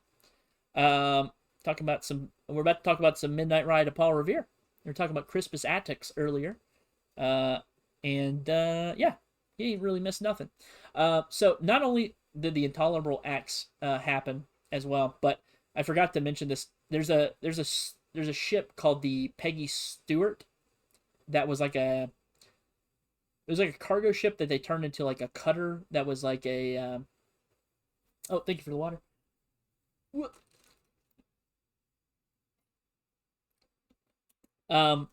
They turned it into essentially what Han Solo does to the Millennium Falcon, for any of my old heads out there. They turned it into a smuggling rig, right? So they smuggling goods that are otherwise going to get taxed by the British. So what they end up doing is they keep bringing in all these goods and supplies to all these people, and the British hear tale of it, and they finally find out, I think it's by like a crewmate who like defected or something like that, or some jilted other party. They find out where it's going to be at. They board it, kill some people, burn the ship to the ground, arrest the rest of them, and be on their merry way. And that's like the Peggy Stewart is like the big one because Peggy Stewart was the one who brought in the most goods because they ran all the time. Anyways, fast forwarding back up to where we're at.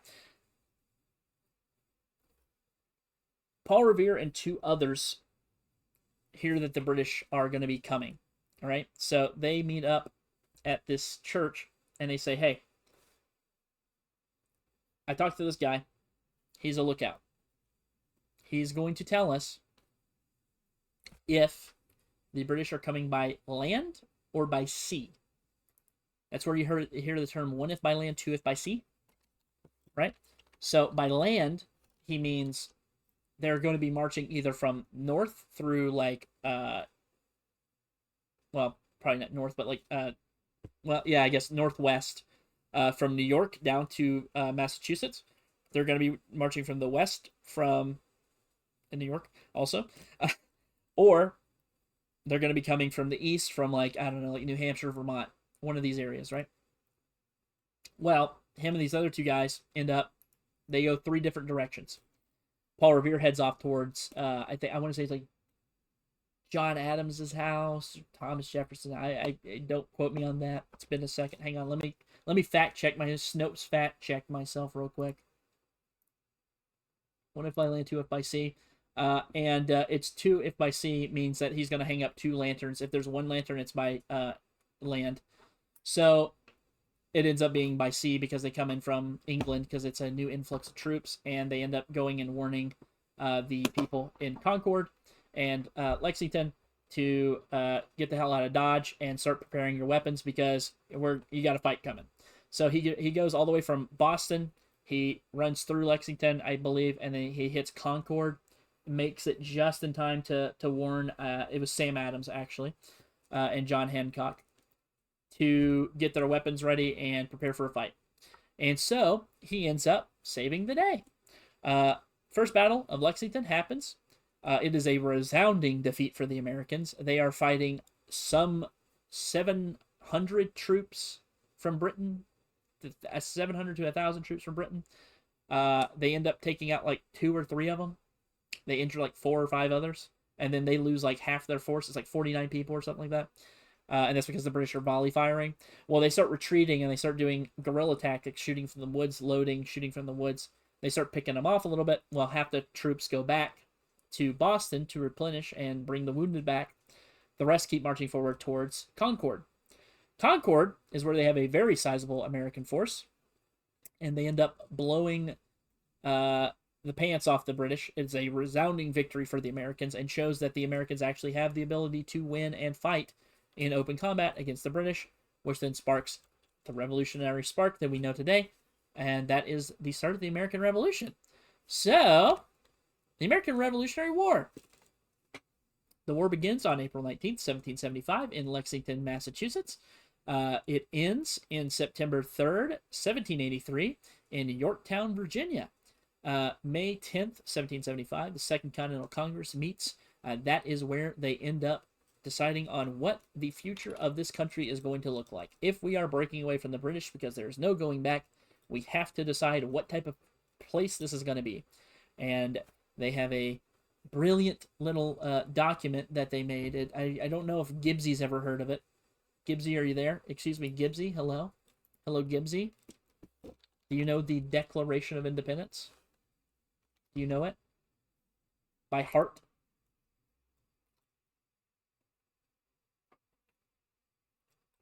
There's a great little line in there for you. No chat. No chat. Oh well. Oh well. So the forefathers. Be ready. You will to do something important, Mr. Max. Huh? You will to do something? I will to do something. Copy that. The Second Continental Congress decides that they're going to put in certain unalienable rights into our Declaration of Independence, and that the treatment by themselves, or by the British to themselves, is untenable to them staying inside of the British Empire any longer, and that they need to break away. the unanimous decision, the unanimous declaration of the 13 United States of America, when in the course of human events it becomes unnecessary for one people to dissolve the political bands which have connected them with another, and to assume among the powers of the earth the separate and equal station to which laws of nature and nature's God entitle them. A decent respect to the opinions of mankind requires that they should declare the causes which impelled them to the separation. We hold these truths to be self-evident, that all men are created equal, that they are endowed by their Creator with certain unalienable rights, that among these are life, liberty, and the pursuit of happiness. Boom. That's what you need to know. That part right there. We hold these truths to be self-evident, that all men are created equal, that they are endowed by their Creator with certain unalienable rights, that are among these life, liberty, and the pursuit of happiness. Those 3 lines are all you need to know about the Declaration of Independence for you to just go, ooh, that shit rouse me up, boy. I love that shit. I love the Declaration of Independence. That shit's sick. Anyways, so they end up deciding that's the future we want. So we're gonna start writing this down. Hey, Thomas Jefferson, you're really good with ink and pen. Can you write us down some sick bars, please? And he goes, yeah, say less, buddy. And I don't know where I was going with that. And he ends up starting drafting the document. It takes them a while to draft it, and they have a bunch of talks and discussions about what things are they going to allow. Are they going to allow freedom for all men? Is it all men and women? Are they allowing free men to exist? Are they allowing Africans to become a part of society? They're debating all these topics while there's a war going on. And what a war needs is a good general, right? So who else should they pick except for Virginia's very own delegate, who was a colonel, major, captain in the 7 Years' War, who lost a lot, by the way. I don't know if you know, George Washington lost a ton in the 7 Years' War. He lost a lot of battles. Also, Sasso, that's why I don't put him up on the board for best military leaders of all time, even though he's really good. He's really good. He's just, the turnaround was remarkable.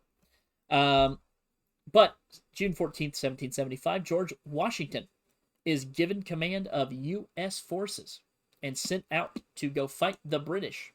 And a few things happen. And we start winning some battles. We win at Ticonderoga. We give them a Pyrrhic victory at Bunker Hill. The British win that one, but we kill so many of their troops that they don't really have anyone to sustain them with. They're sustaining heavy losses every time they find us. And Washington sort of goes on a losing streak, and then this picture right here happens. He crosses the Delaware, goes into Trenton, takes over I think it was the Hussites, takes over a Hussite base, or Hessian. I can't remember if it's Hussite or Hessian. I think it might be a Hessian. Takes over a base run by a bunch of German mercenaries, and essentially makes a name for himself as one of the greatest military generals in history. After that, he strikes out a path of victories after Valley Forge, which is the turnaround point for the American Revolution. He even loses one of his generals to the British, and he still kicks their ass. They still don't know how to fight him because he's so unpredictable. He ends up cornering the British army at Yorktown, defeats them, surrounds them, lays siege to them, and General Cornwallis, who is the head of the British forces in America, surrenders to George Washington. It is the first time in a long time that the British have actually lost the war. And it's the first time ever that they've lost the war to a colony that they owned. I digress. January 14th, 1784, the Treaty of Paris is ratified and the war officially ends. That is the end of the Revolution. So what comes next after Revolutionary War? Well, you might be asking yourself, Max, why the fuck are we going so fucking far back in time? Why the hell are you covering shit from 1765? The fucking rebellion didn't even happen until goddamn 1791. Why the fuck are we going back almost 30 years? It's too much history. It's too much knowledge. Too much. I don't want to listen to it anymore. Shut the fuck up. I hate you. That's because it's important. It's important. Fuck you. You had squats, you son of a bitch. God damn it. I'm joking. I actually like squats. That's why I put them on there. Gets me active. Oi. Hang on 1 second, ladies and gentlemen. My head went off. 1, 2, 3, 4, 5, 6, 7, 8, 9, 10. Easy peasy. Wait. Hi, I'm back. Because it's important. Wink. So how do you govern a brand new nation after putting such bars as certain unalienable rights, that among these are life, liberty, and the pursuit of happiness? How does one govern such a country? This is revolutionary. We've never had something like this since the Greeks. We haven't had a republic or a democracy or anything like this. We have free, total control over how we run this country. So what are we going to do? Well, there are 3 things that the American people hate at this time. Kings, taxes, and lies. We hate all 3 of them. I want you to remember, no taxation without representation. That's going to be a recurring theme in this PowerPoint going forward. So they wanted a government that represented the people fully, right?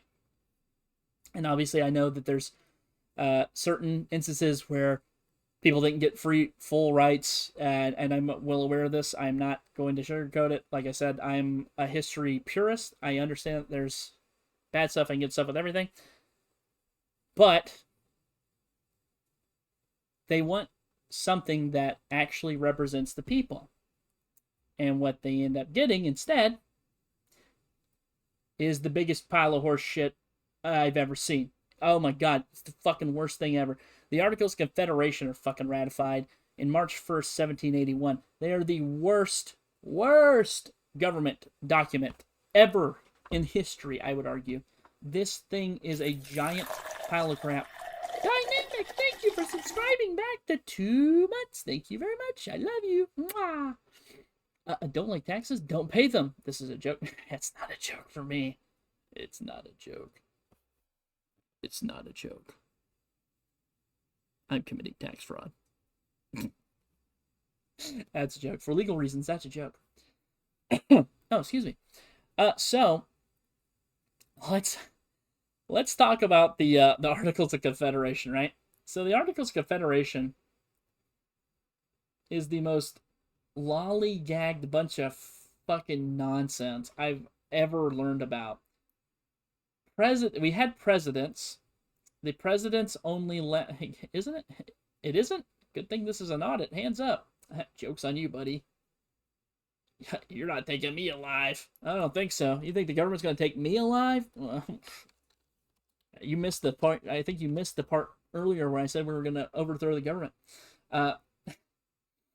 So there's this weird thing that happens, right? It's the same thing that happened to the British after they fought the 7 Years' War, which coincidentally is almost as long as the American Revolution happened. In fact, I think the American Revolution was 8 years.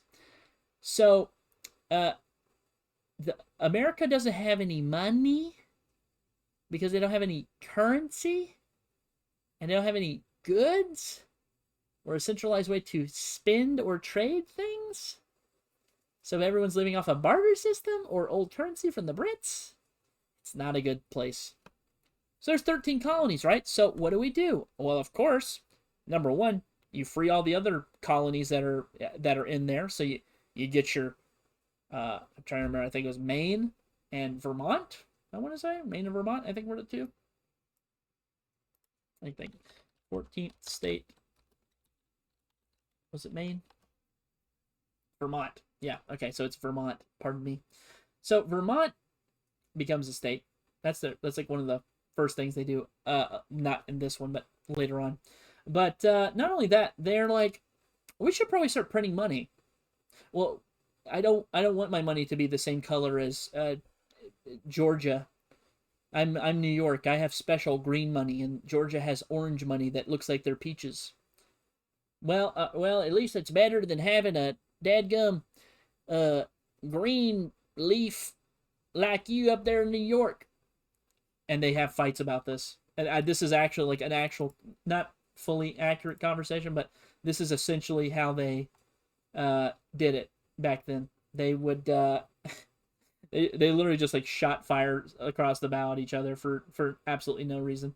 All right, I got a perfect hat for me. Emergency dial 357. Boom. Perfect. It's perfect. Thank you for redeeming that, Gibbsy. Anyways, oh, let me turn that off. Whoopsies, I'm unprofessional. So, all these different states start printing out different money that is all different from each other and cannot be used by anyone else in other states. Meaning, if you trade peaches from Georgia with a cypress tree from South Carolina, you cannot spend peaches in South Carolina. You just have peaches. So they just essentially are at a barter system at this moment. Everyone is trading like this. And they don't have an economy established because of it. All their currencies are different. I want you to imagine a place like that where they don't have a centralized currency. It's not backed by gold. It's not backed by silver. It's backed entirely by whatever they have to back it with. And it's every state. I want you to imagine if every state right now, all 50 of them had a different currency and you could not spend them in each other. You would never go anywhere else.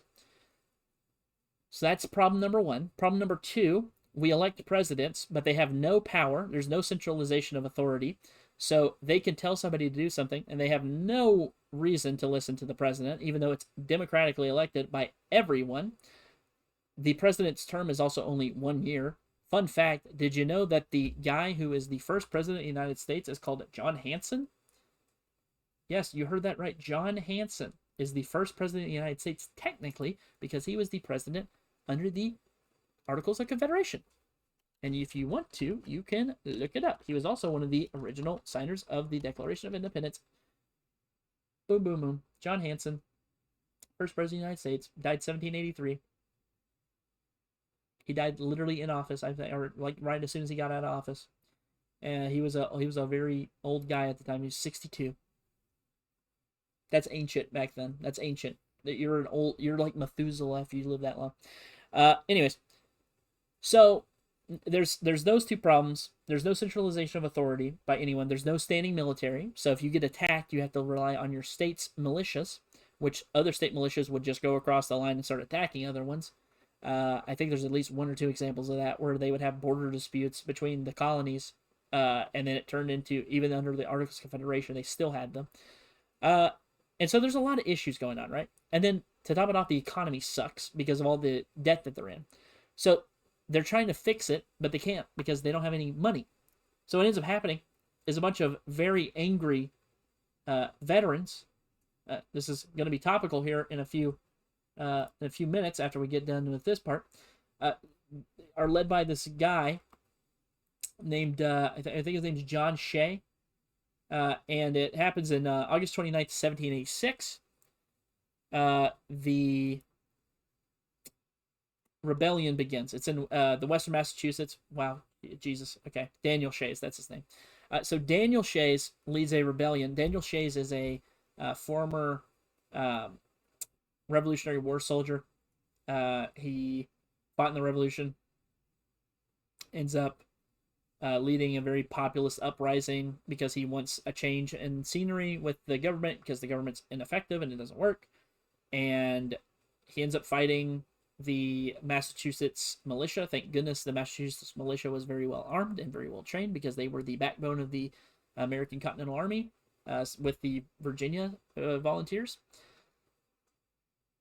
So they end up putting down Shays' Rebellion. It ends in February of 1787. Not too many people die, thankfully. There's a lot of arrests, and there's 2 executed by hanging, which I believe Shays was one of them. Oh, no, I'm wrong. No, Shays was not one of them, actually. Shays escaped. And so they're like, the colonists, that is, they're like sitting here and they're like pondering to themselves. They're doing a thinker pose. They go, We really need something better. This sucks. This sucks real bad. Oh, I know. Why don't we get those Continental Congress guys back together, and we send them back up to, like, I don't know, like Philadelphia or somewhere, like they were before, and then let's have them make a new government. That's a good idea, right?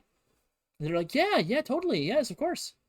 And everyone goes up there and they're like, we're literally committing treason against the United States right now, so I don't know if this is okay, but who cares? We're just going to make a new constitution. We're just going to make a new government. And so the Constitutional Convention happens, which is May 25th to September 17th of 1787. On June 21st, 1788, James Madison, the father of the Constitution, finishes it, presents it, and it is signed immediately in as the new doc. The reason it took from 1787 to that late into 1788 is because they had to have an agreement about what they are. What the hell? My brain can't handle all this, so I'm escaping class. No, sit your ass down. You signed up for this, buddy. You signed up for this. You signed up for it. You better sit your butt down. No garbage dish sheng dong to me. I don't speak German, even though I do, but I don't. But I do. Getting back to it. Have a good night, and if you are actually leaving, have a great rest of your day. I hope it's a lovely one, and appreciate you stopping by. Anyways, the U.S. Constitution is born on June 21st, 1787 or 88. You might be asking yourself, why does it take so long between September 17th, 1787 to June 21st, 1788? It's because they had a lot of debates about what rights were going where. They had an entire debate about this thing called the Bill of Rights, which are the first 10 amendments in the Constitution, which means that they are the most important ones. The first being the freedom of speech, second being the freedom to bear arms. The third, I believe, is no quartering of soldiers. I'm trying to remember all the Bill of Rights off the top of my head, and I'm very bad at it. So the fifth is to not perjure yourself, which is epic. Lots of people do that one. Let's see here. Yeah. Yep. Quartering is third. Fourth is unreasonable search and seizure. Fifth is the right to not incriminate yourself. Sixth is the right to speedy and fair trial. Seventh is the right to jury of your peers. 8 is no excessive bail. 9 is the enumeration of the Constitution of certain rights shall not be construed or to deny or disparage others by retained by the people. That means that your rights do not supersede another's. And then the 10th is the powers not delegated to the United States by the Constitution nor prohibited to by the states are reserved to the states, respectively, or to the people. Which means that a state can make a law, even if the government makes a law. If it's not in the Constitution, you can make a law and say that it's allowed. So that's all that means. So, going forward, January 10th, 1789, they have a short, very, very short election right after the Constitution is ratified. They bring in John Adams and George Washington. They run as the 1 and 2 man. George Washington wins overwhelmingly as he is the hero of the Revolution. He actually brings in, well, I think at the time, your second place vote getter actually became the vice president. So George Washington is sworn in as the president, and John Adams becomes the vice president. Okay, now we could talk about the Whiskey Rebellion, guys. That's what we've been waiting for! It's what we wanted all along! That's what we wanted all along. Okay, so how important was whiskey to people in 1790? Well, I'll tell you this much. In short, extremely important. It's very important. Very, very important. And let me tell you why. Colonists, on average, drink about 6 gallons of alcohol a year. That's colonists. Average colonist drinks about 6 gallons of alcohol a year. Frontiersmen made lots of whiskey along with farmers. I forgot to put farmers in there. Farmers and frontiersmen are not the same thing. Frontiersmen are people who go trap and hunt and build log cabins and stuff like that. Farmers are farmers. Roughly 4% of the U.S. population lived on the frontier, right? This is western, like the Appalachian area, Kentucky, because Kentucky was becoming a state at this time. It was getting lots of influx of people. Western Massachusetts, Ohio area, Cuyahoga Valley, stuff like that. These areas are the frontier. So specifically, when we're talking about frontier right now, it's Kentucky, Western Pennsylvania, and Western Virginia. Those are the frontiers. Whiskey was easy to transport and was easy to sell. It made them lots of money. It didn't spoil like you would have grain and corn doing on you on the road. And then, not only that, it was also used as a de facto currency on the frontier because they didn't have paper money out there. They're so far from civilization. Turning back to go to Philadelphia from where these guys are at takes a long, long time. So they can't just go back, grab money, and come back out here, and now they have paper money. That's not how this works. They have to make a barter system. So their entire economy is based off of trading. Hi, Bams. How's it going? Welcome in. You made it just in time for us to talk about the Whiskey Rebellion. I'm going over how important whiskey was to people out in the old frontier. Welcome in. Welcome in. First time chatter. Appreciate you very much. Okay, so whiskey's like their de facto currency, right? They're trading it for supplies. They're paying people with it. In fact, the clergy, this is people who are actual like members of a church, partial payment of their salary was in whiskey. Soldiers had it in their rations. A lot of these guys out here, out on this frontier, are soldiers. What happened after Shays' Rebellion is to get the money back and essentially sell they didn't sell it, but it's kind of like how we talked about it with the Emu War. If you're got a huge population of veterans, right, and they need something to do, you always send them out to the frontier because they're going to make life a lot easier for people coming later because they already know how to rough it. This feels like a podcast. I like it. Good. I'm glad. Welcome in. Sit down. We have a whole lot more to go. So these people get all this land grant. They start going out west. Kentucky's a big one, actually. Not West Virginia. Western Virginia is a big one. And Western Virginia can be essentially said it's current day West Virginia, Kentucky, and parts of, I want to say Illinois. But don't quote me on that one. Anyways, these guys are all trading with each other. They have to trade whiskey because they don't have anything else to trade. It's either that or they trade them for goods and services, different things. But whiskey's like the big one. Whiskey's easy to make. It's easy to transport. It's easy to sell. Doesn't spoil. Doesn't go bad. Everyone uses it. Spends a lot of money back whenever you go back out east because guess what? Those yokels don't have anything. And so everybody starts making stills. If you don't know what a still is, you're going to learn about it very soon. So the pictures I have up here are James Crow. He is a very famous distiller. He's building his first distillery out west. And then Bullet single malt frontier whiskey. Bullet bourbon is still around today. That is one of Kentucky's oldest brands. Fun fact. So post-revolution USA, what's it like? Aside from the frontiersmen, what is it like for normal everyday people living in, like, I don't know, New York City or Richmond or somewhere like this, one of these bigger cities at the time? Well, it was not great. They were heavily in debt from the war, even after changing the Constitution. They had a brand new government. They had just ratified 2 governments in the span of about 5 to 6 years. People had a lot more rights than they did under the British, which means things were way different. You could talk and say things that you normally couldn't say. You could do things that you normally couldn't do. You could own things that you normally couldn't own. People weren't getting taxed out the wazoo. Sounds like a great time to be alive. But it's a different time, right? It's a very different time. They gave out lots of land to these veterans out west. So they get them out there. They kind of pay them back that way so that they don't have to really accrue more debt from paying them huge salaries. They give them land instead. It's like an easier way for them to get paid back. It's very unstable. I'll say that. It's like you know when you have like a three-legged stool and one of the stools is like, or one of the legs is like kind of unbalanced. It's kind of like that. So how do we get out of debt?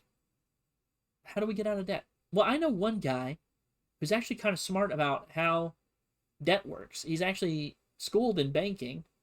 I know who we can ask. He's a founding father. We'll ask Alexander Hamilton. Okay, well, what do you got for us, Alex? By the way, guy on the $10 bill right there. He looks way different from that photo to this photo to the other photo over there. Very different facial structure and time frame, I guess. So, sell organs. Exactly, yeah, you sell your organs because they totally can do that. Alexander Hamilton. I hate that show. I hate that. I hate it. You know, you were talking. Oh, I'm about to get really biased really quick, and I don't want to. All right. First Secretary of the Treasury. So what that means is he is the head of our economics, right? He's like the head of our banks and our how our economy runs, essentially. Out. He sends a report to Congress in 1790 that's about the national debt. Essentially what he's saying is, hey, we have a lot of national debt. We need to consolidate it all from all these states. We have 13 states, about to be 14 states now with Kentucky coming up in 2 years. We need to consolidate all the debt from all these people, put it into a lump sum inside of the federal system, and then slide that brick into our... oh, thank you for the water. And then we need to slide that brick into our support system, right, which is the government. Because that's how we balance our budgets. This is how we get our money. This is how we maintain our economy. This is how we maintain our power. And they're like, oh, yeah, that makes sense. Yeah, okay, yeah, totally, yeah, okay. And so they allow him to be Secretary of the Treasury. Hamilton, just so you guys know, I'm going to be very forefront. I do not like Alexander Hamilton at all. I despise Alexander Hamilton, in fact. He's one of my least favorite people to cover in history, and he's a founding father, which I hate saying that about him, but I don't like Alexander Hamilton. I'm not going to go into why, but I don't like Alexander Hamilton. So, here's Hamilton's background. Hamilton is extremely pro-government. He's very pro-American federal government. He wanted more centralization.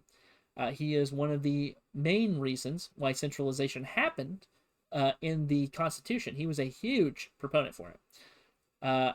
He is very pro-bank. And I'm not talking about just any type of banks. I'm talking about stuff like the Federal Reserve. I'm talking about like actual banking systems with very shady systems of how they deal with stuff. He was very into that stuff for some reason. I don't know why. And he is extremely anti-liquor. Not anti-alcohol, mind you, because you have to kind of drink alcohol while you're here, right? That's just how water and stuff like that work. Oh, thanks you for the posture check. Me neither. Very true. But he's extremely anti-liquor. When I say liquor, I mean spirits, distilled spirits. And I'm talking about whiskey, vodka, gin, rum, stuff like this, right? Hamilton grows up in the tropics. He doesn't have this stuff because it spoils very easy. So I did check the posture. He ends up for some reason just not liking it. Something probably happened with it. I didn't really research it too much, but he has this hate boner for. I have a hate boner for these bots. I'm not gonna lie to you guys. Die. Anyways, he starts using his position of power as the Secretary of the Treasury. He starts looking through all the bills. He says, well, we can't increase any of the tariffs abroad because they're at their finest point. So why don't we just start taxing our own people at the wazoo? I mean, that sounds great, right? That definitely didn't happen under the British. That's a great idea. That's a great idea. I promise it's a great idea.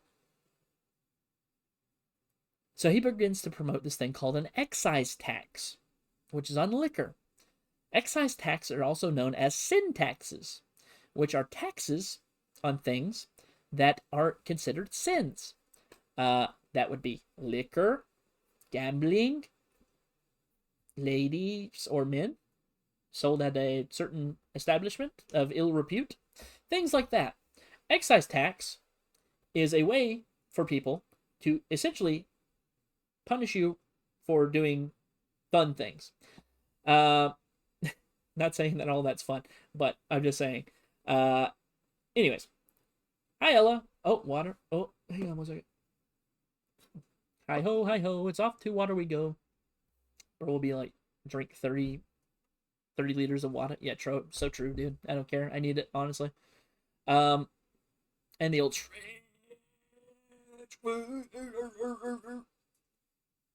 oh, thank you very much. Okay, so anyways, he starts promoting this excise tax, and he starts pitching it to people, and people out west start hearing this about Alexander Hamilton, and they're like, that's weird that he's like only promoting excise tax on liquor and not alcohol. Because Alexander Hamilton, if you don't know, is from, I want to say New York, or somewhere in New England. And I don't know if you know this, New England's favorite drink is beer. They love beer. They absolutely adore beer. Guess what wasn't getting taxed? He didn't tax beer. This is a recurring theme throughout his entire history as a politician. He does not like the South or the West. He only likes New England. It's very odd. People don't point it out enough. Anyways, let me get off my soapbox. So, he starts promoting this stuff, and what ends up happening is he essentially says to Congress, "Hey, you should pass this bill. I'm gonna put it in to get passed with a friend of mine, and you guys should look at it and see how you feel." Well, George Washington, being the president at the time, Gibbsy, you go lay down. You have a good rest, champ. So George Washington, being the thoughtful president that he is, decides he's actually going to go do his due diligence and ask the people of these areas, "Hey, do you like this idea of us having an excise tax on this thing that is very important to your life?" So he goes chilly trotting out to Pennsylvania, and he starts talking to people, and he ends up running into a bunch of local politicians and tax collectors, and they're like, "Oh yeah, dude, excise tax is great." These people do not live on the frontier, by the way. These people are like in Pittsburgh or Philadelphia or anywhere that's not over there. They have no reason to support this tax at all, other than they love Alexander Hamilton or they love taxing people for no reason. Either way, I don't like it. So, anyways, getting back to my normally scheduled bubbly self, they all go. He comes out there and he's like, do the people actually like want this? Like, you're the representatives. What do you guys think? Well, I think they'd be fine with it, said the politician who gets paid for being a politician. I think people living on tons and tons of alcohol and having to spend all that, and I think it's a right fine idea for us to tax the hell out of people who make their own liquor. Have you made liquor before, sir? Nope. I live in Philadelphia. I don't know why I have a southern accent, but I do. I love cheesesteak. Anyways. So Washington hears this from these guys, and he's like, well, I mean, they're the representatives of the people. They're local tax people. I mean, I guess they're kind of the same as actual people out west. I don't want to go all the way out to the Appalachians if I can just talk to people here. So he ends up going back, and he's like, well, I was thinking about vetoing it, but then I talked to the people out west, and they were like, yeah, it's pretty cool. So go ahead and pass that, Alexander Hamilton. You send that to Congress, and you pass that Bsky Act. And so in March of 1791, Congress passes the Bsky Act.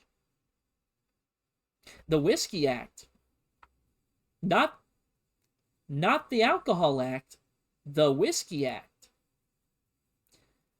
Guess what's primarily grown on the frontier and sold and is their main source of income? Can you guess? I'll give you 3 hints. It's whiskey. You guys took too long to answer. It's whiskey. That's their main source of income. That is how everything works over there. So, he passes the Bsky Act through Congress. He finagles his act through in a very, very weird set of circumstances by any stretch of the imagination. It's such an odd thing to have happened to for The way that it happened and how fast it happened, I guess it's because Alexander Hamilton had some sway for or through his political connections via, being a founding father, obviously. But it's just so odd how that worked. So essentially, there's a reason I said what could possibly go wrong on here. Just wait. Uh-oh. Those veteran frontiersmen colonists they are none too pleased about you taxing all of their hard-earned money. That does not look like a happy mob of men up there. I don't think they like you very much, Alexander Hamilton. I think you should stay away from Pennsylvania at all costs. So what happened? Why did they hate the law so much? Well, I don't understand why the people who subsist entirely off of this liquor are upset that there's a new liquor tax. Well, the law was absolutely horrible.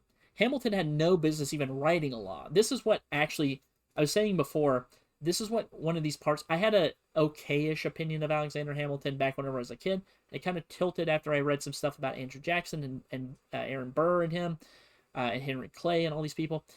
And it slowly has changed. And then Hamilton the musical came out, and I hated that musical. It was horrible. It's so mid. Lin-Manuel Miranda's mid as hell. I don't care what anyone says. You can't change my mind. Not to be a partisan hack or a biased Betsy over here, but Hamilton had no rights like writing a bill. He's the Secretary of the Treasury. He wrote and penned the entire bill. No one who was a lawmaker wrote the bill. He wrote the bill, presented it to a friend, and then they put it into Congress for him. The law was absolutely written terribly. It was a regressive tax, number one, which means that the top percentage of distillers pay less than the bottom percentage of distillers. And that's a way for them to encourage bottom of the barrel distillers to grow and make more corn and liquor. The problem with that's not how that works. That's not how any of this works. That's not how anything works. And Hamilton wouldn't have known that because I don't even think Hamilton was a farmer to begin with. I think he was always a politician. Don't quote me on that because I'm probably wrong. A lot of people back then were farmers. But we got an ad. Oh. La la la la la la la la. Hi, Sasa. What'd you say? Hamilton likes beer but hates whiskey? A total hypocrite. I don't think he liked beer. I think he tolerated beer because it was like the only safe thing to drink at the time, pretty much. You couldn't just drink well water all the time. Sometimes it gets infected. Sometimes you can't drink the well water. Sometimes the groundwater gets bad. Sometimes you have to move the well. Sometimes you don't have fresh well water. But you know what always goes good? Beer. Beer's always good. Keep it refrigerated, or, well, not refrigerated, put it in the cellar. Beer's good. Beer does not go bad. Alcohol does not go bad. So why it's insane that he taxed alcohol. But I digress. So I'm just going to sit here, keep yapping for another 20 seconds till all of my pals and friends come back and they can hear me yap us some more. La la la la la la la la la la. I love you all. Hi. Smile. I'm taking a picture of you all with my head. I think I'm literally schizo posting right now. Anyways, okay. Are y'all back? Hey, welcome back. Okay. So, as I was saying before, law was terrible. Hamilton had no right to write this law. He has no right to write the law. He didn't give up to the lawmakers. He didn't let the lawmakers decide it. He just implemented whatever his ideas were and then just handed it off to people. So there was different amounts taxed per container. So if you had a bigger bottle, it would be charged at a different rate than a smaller bottle. But an even smaller bottle would sometimes be at an even higher percentage rate. And so all of these different percentages and liquor grades are all changing, and they have different taxes, so they can't even keep up with how much tax somebody has. Smaller distillers are absolutely bombed by this, by the way. Oh, bye, Ella. Have a good night. Smaller distillers are destroyed by this. Like I said, it was a regressive tax. So what a regressive tax is the top percentage of people who make a good or do a service get taxed at a lower percentage than the people at the bottom. The point of that is that the top person is making more, so that way they're going to get taxed as a whole more, right? Except for that's not always how regressive tax works, especially if you have certain amounts of people all selling the same exact type of liquor. It's not how that works. Sometimes they sell less, sometimes they sell more. You don't really know. And then not only that, but the regressive tax doubles the tax burden on the lowest common denominator of people who are usually the poorest people. And now you're putting them into destitution because you're taxing the shit out of them, which is the exact same thing that they had an entire war about 10 years ago. Wait a minute. So I feel like there's a disturbance in the force. I feel like something's coming. I feel like there's something in the air. Like something's about to happen. Interesting. And by the way, you can only pay your taxes in cash. You can't pay in you cannot pay in alcohol. You can't pay in barter services because they don't accept barter services. Not only that, but if I'm remembering right, I think you have to go pay it in person in Philadelphia too. Or somebody has to take your money to Philadelphia, which means it could get robbed on the way. Hey, what's going on, Moist? We're talking about how taxation is theft right now. And we're talking about barter economies as well. But so the barter economy that's on the front is not the same as the economy that's east of the Appalachians, right? So these people are getting taxed at the wazoo. They don't have any cash, as we already discussed. They trade goods and services with each other because they have a barter economy. Beer's not getting taxed. It's only liquor, and specifically whiskey. It's named the Bsky Act. And again, let's bring it up for the third time on a slide. No taxation without representation. And these people aren't getting represented. There's nobody west of the Appalachians that represents them at this point. Kentucky's still not a state until 2 years later, which means they can't even represent anyone west of the Appalachians. And Kentucky had a sizable amount of corn and alcohol distillers, which made it a veritable haven for people like Alexander Hamilton to go and absolutely steal from. So, what happens after this? What is our next logical step? Well, we're gonna check and see how do you go pay your bills, right? I'm using a modern day map for this, by the way. This goes from the center of Pittsburgh to the center of Philadelphia. How long do you think this trip takes by horse without modern roadways, a car, a bus, a train, or a flight? How long do you think a horse takes from the center of Pittsburgh to the center of Philadelphia? And by the way, Pittsburgh's not even as far west as some of these people were. Because we're talking about people like in close to Ironton, Ohio. People down where like, I'm trying to remember, I think it's Erie, Pennsylvania. Like very small towns. That, well, not small now, but back in the day, very small towns. And all these people are frontiersmen or farmers. They're very poor because that's just how they live. They don't have cash to their name. Like I said, barter economy, again, I'm going to keep bringing it up.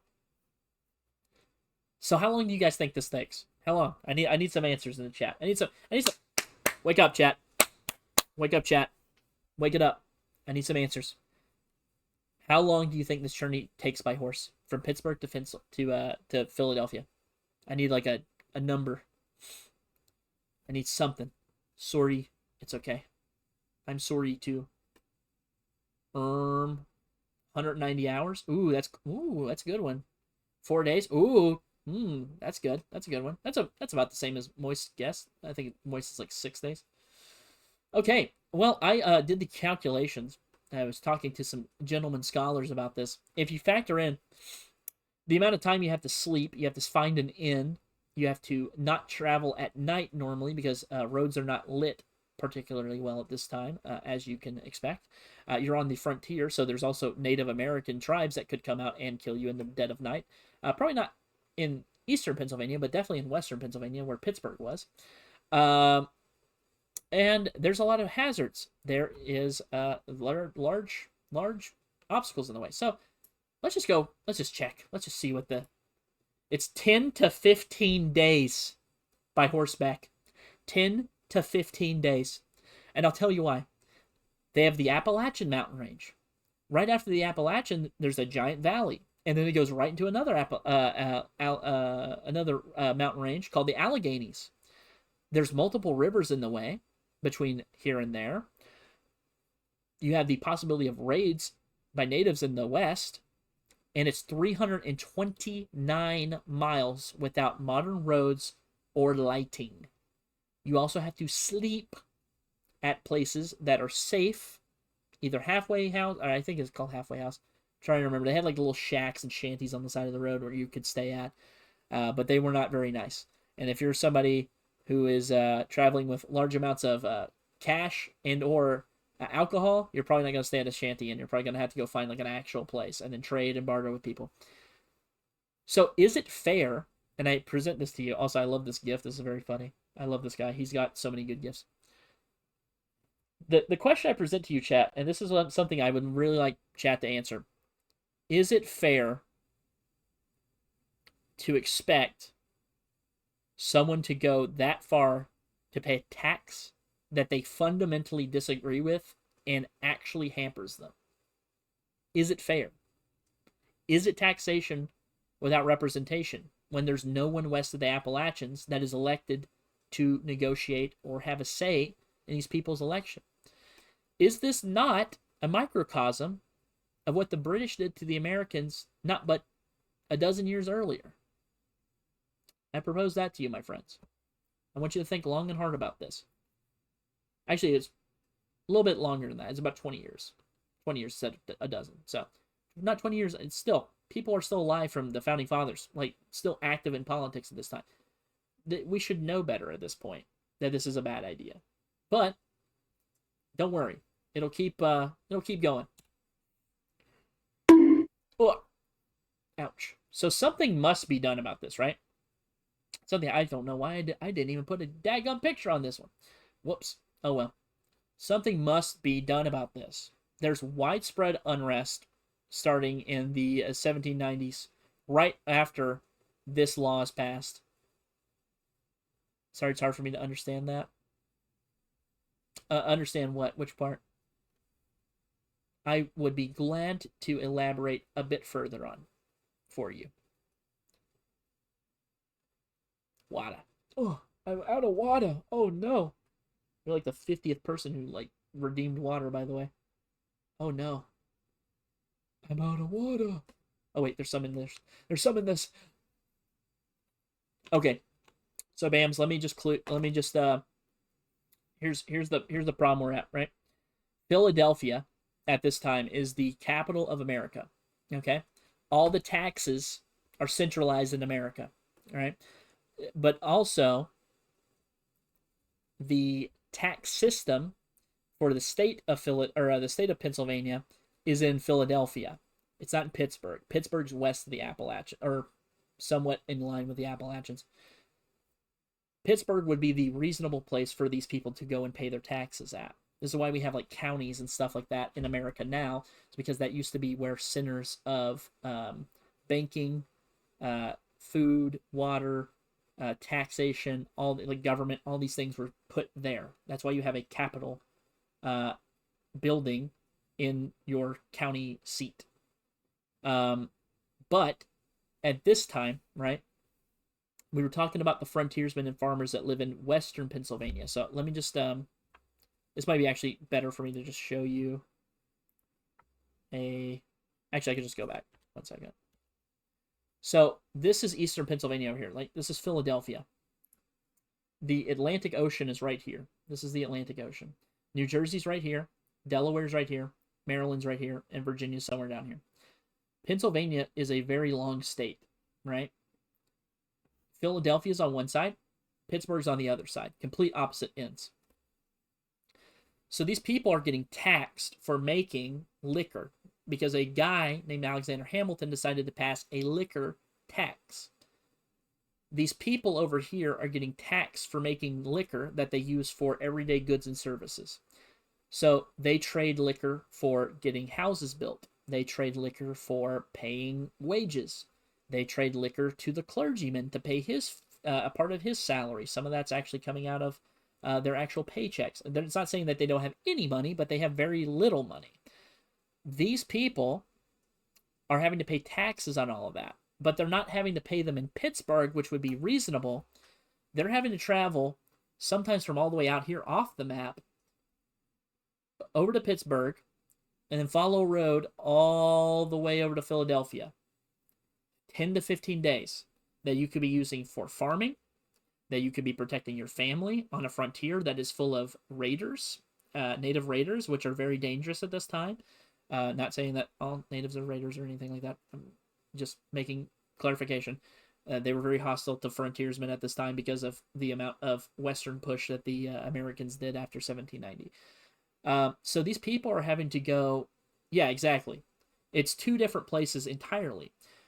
This is actually a debate that we still have today in America, not so much for taxation, but how is it representative of us as a people for somebody in a rural county to be represented by somebody who has lived their entire life in a city, because they don't have the same value structure. They don't have the same thoughts, feelings, and ideas on certain things. They don't know the same things.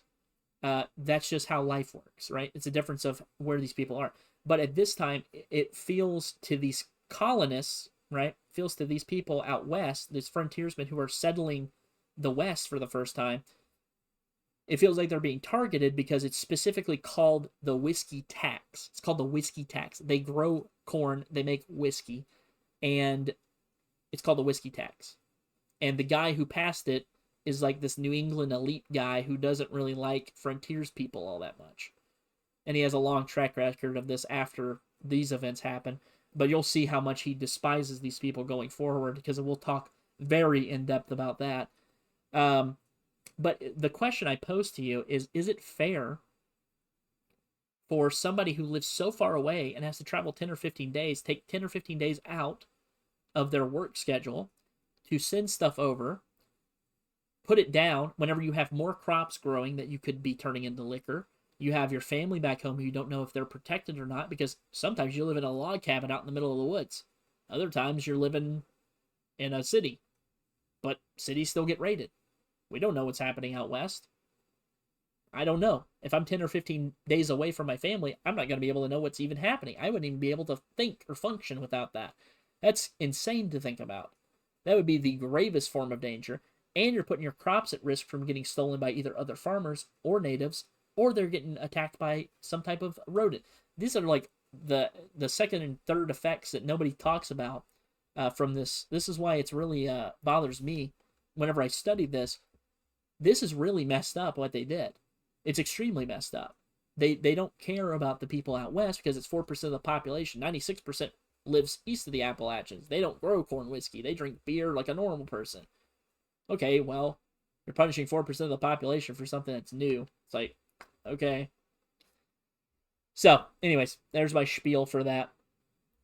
So what does this cause, right? What is the actual like effects? So it causes widespread unrest among Western Pennsylvania frontiersmen and farmers. Some thought that they should actually start another revolution to demand that the government actually gets rid of this tax. That's how extreme they were about it. That's how angry they got about this. So on September 7th, 1791, Pittsburgh, which is the largest city close to the Appalachians, has an assembly meeting. So they get all these people from all these counties in, and they essentially discuss, okay, how do we ease the tensions between the federal government and ourselves and these farmers out west? And the farmers out west are like, that's simple. Get rid of the fucking tax. Very easy to do. I could do it in a second. I could just repeal the amendment or the law. Very easy to do. Well, I don't think that's going to work, because I don't think anyone out east is going to like that. So do you have any other ideas? Well, we could have like the ability to pay our taxes in Pittsburgh or our local areas. I don't think the federal government's going to go for that either. And so they're like, okay, so are you even going to talk to the federal government? They're like, yeah, we'll talk to them about it, but I don't think it's going to go anywhere. And it doesn't. And the discussing of how to ease tensions doesn't really go very far, right? So in late 1791, farmers and frontiersmen begin to protest the tax. And it's non-violent acts of protest, right? Mostly. There's a few incidences here and there. and we'll talk about some of this stuff that we talked early on in the PowerPoint about. People have to hide stills in the woods. They refuse to pay the taxes on these alcohol, and if they're found, they just lie. It's like, well, it's not my still. I've never seen that still in my life. It's on your property. I didn't put it there. This is actually where we have the origin for moonshine or moonshining. This is where it comes from. So, fun fact, if you wanted to ever check out some very interesting history about this, anywhere in Appalachia probably has a shine still somewhere. Somewhere. You just have to ask the right person. Okay, so this is where it starts to get violent. And I said late 1791, they're pretty not violent, but there are exceptions to this rule. So September 11th, today in 1791, right? Out. Today in 1791, tax collector Robert Johnston is tarred and feathered in Washington County, Pennsylvania. Washington County is a western county. They don't like tax collectors now because the tax collectors are constantly harassing them, asking them why they're not paying their taxes. Where's the tax money at? I need to go tell somebody. I could have you arrested if you don't pay your tax. Blah, blah, blah. I don't care. Here's my musket. Get off my property. That's what the farmer says. So a court official named John Connor, after Robert Johnston lives, by the way, and he sees the guys in town, because even though they were... so, fun fact, these guys were dressed up as women. They were walking around town, and they found him. They tarred and feathered him. That means they poured hot pitch, which is like the stuff that you cover the tops of roofs with back in the day to keep them from leaking. They boil it, and then it's like really freaking hot, and so they pour it all over you, and then they throw feathers on you to make you. Again, I haven't remembered what the actual cause or the purpose of it was, but I think it's to like represent that you're a chicken or a cow or something like that. So it was very popular, and still is, obviously, going up to 1791. From 1760s up till now, it's been very popular, a way to politically dissent against people who you disagree with. We're literally seeing parallels between this and the American Revolution at this point. There's literally drawn parallels that you can look. It's like stoning a little bit. The difference that I think stoning normally kills people. Tarring and feathering scars them. It doesn't kill them, thankfully. Normally, there have been instances of where tarring and feathering does kill people, and it's horrible. That's why they banned it, I think, in the 1800s. But Robert Johnson sees the guys in town, and he's like, those are the guys that attacked me. And so he goes and he kills the marshal, or the town sheriff, and the town sheriff goes to the court, and he goes, hey, this is what this guy saw, blah, blah, blah. Here they go. And so a court official named John Connor, if you haven't seen Terminator 2, you're not going to get that reference. A court official named John Connor tries to serve these people a warrant. He gets beaten, kicked. They pull out a whip and start whipping him. They pull out they grab him, pull him over to a fresh thing of tar, dump the tar on him, and they feather him. So I don't remember if he dies. I think he might. So this is obviously another tax collector, another federal government or state government official now. There's two government officials that have now been attacked in the span of, essentially at like a week. So what is Hamilton and the U.S. government going to do to respond to this? How is the local government going to respond to this? Oh, hey, what's up? Yeah. Wondering about 9/11? No, it just so happens that this happened on this exact day in 1791. We're talking about tarring and feathering people. Do you know what that is? Anyways, how do Hamilton and the U.S. government respond to this? Surely it's a reasonable response, right? Nope. 2 U.S. history for me. Oh, brother. Came to the wrong house, buddy. Well, of course, they're going to bring in more tax collectors to collect more taxes that they're not going to be getting because no one's paying them. Yeah, Max put a dunce cap on me. Oh, yeah, I sure did, because you didn't know what day America was founded, you freak. Anyways. So in summer of 1792, U.S. government officials hire several dozen local officials to start collecting owed taxes. They go out and they start bothering these people again. It's okay. You don't have to be great with it. I'm teaching you. And if you need any help, I'll tutor you too. So they get these people. It's not 1760, Gibbsy. Not 1760 at all. I already told you this. 1776, Gibbsy. 1776, Gibbsy. 1776, Gibbsy. It's very easy to remember, Gibbsy. Flip you, sir, yap. Oh, wow. It looks good on you. Very, very true. Try local history before global. Yeah, true. Well, this is local, technically speaking. It's local to the United States, right? I'm from the U.S. So they bring in more tax collectors, and they start going up to these people's houses, and you see scenes like this. A tax gatherer gets beaten off. Ayo, pause. Not actually like that, though. He's getting beaten with what I assume is some form of a cleaning instrument. He's getting attacked by a dog, and the cow is running away from him, and then you see a very angry lady. Whoop! See a very angry lady and a very deformed child back there. It's very interesting. So these groups start popping up to combat these new tax collectors because there's so many of them. They're bothering all these people. There's a group called the Whiskey Boys that ends up popping up in Western Pennsylvania, specifically at Redstone Old Fort. It's a very specific place. Their aim at their beginning is to stop local tax collectors from collecting taxes and bothering people, because that's what they're doing at this point. A lot of the people don't want to pay the tax. The people who are paying it are paying it. Even though it's the rule of the land, a lot of the people don't agree with it. And if you are 15, 20 years removed from a revolution where you just literally overthrew the strongest government in the world for taxing you at 3%, imagine taxing you 6 cents to 18 cents per bottle of liquor that you have, which is like the equivalent of like $20 today per bottle. I don't think so. So there's other Appalachian militia groups that start to form as well. The other one that's well known, that's not the Whiskey Boys, is the Mingo Creek Association. And these other groups, depends on where you're at. Like Kentucky didn't have very violent fights against the government at all. Western Pennsylvania had very, very strong and violent fights.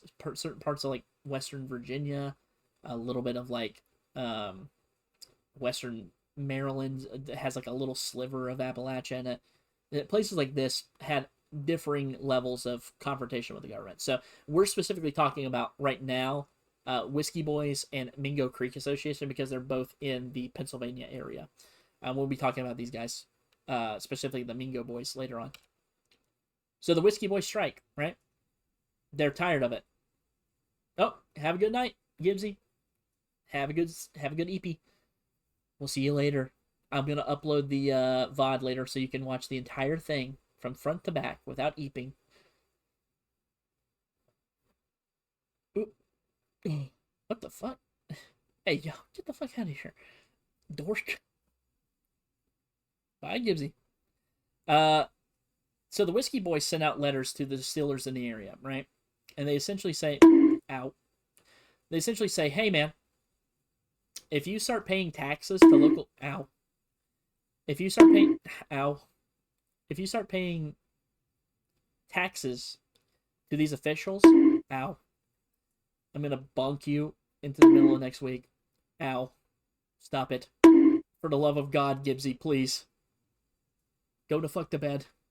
Toddler. Jesus Christ. Oh, wow. Yeah, see, it doesn't work. It doesn't work. I forgot to turn it on for this one. This is my work in progress one. Ow. Careful of the boo-boos. Yeah, I'm going to have a giant welt coming out of the top of my head, kind of like the dunce cap that's on Gibbsy's head. It's going to look like that. My students are all... Wait, hang on. I have a perfect picture for this. Hang on. Wait a minute.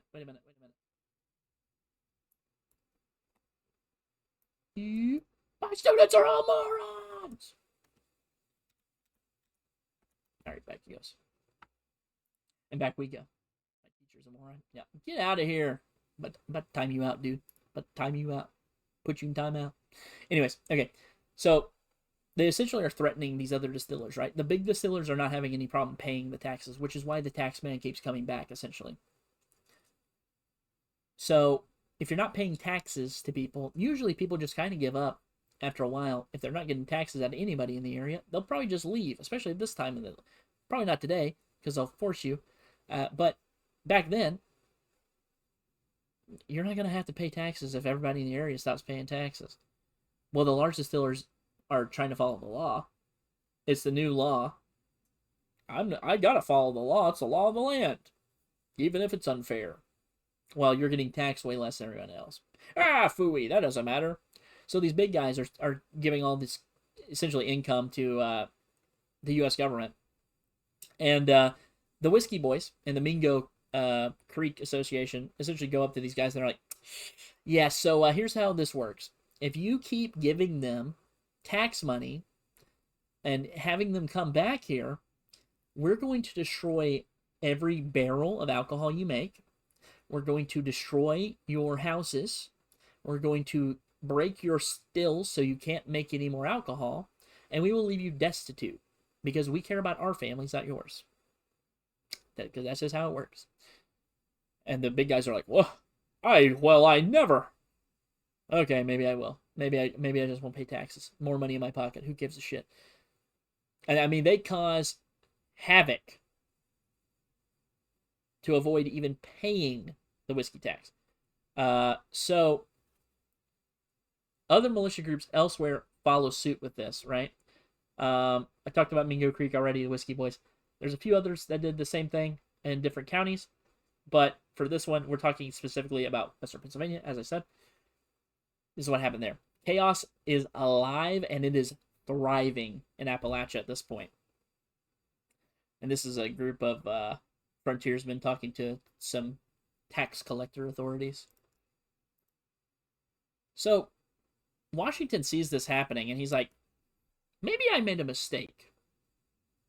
Maybe I made a mistake on all that. Oh, we got a break. We got a break. Oh, man.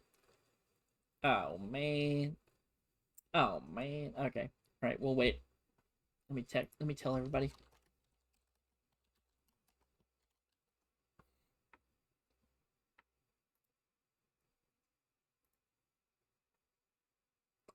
Uno momento, por favor.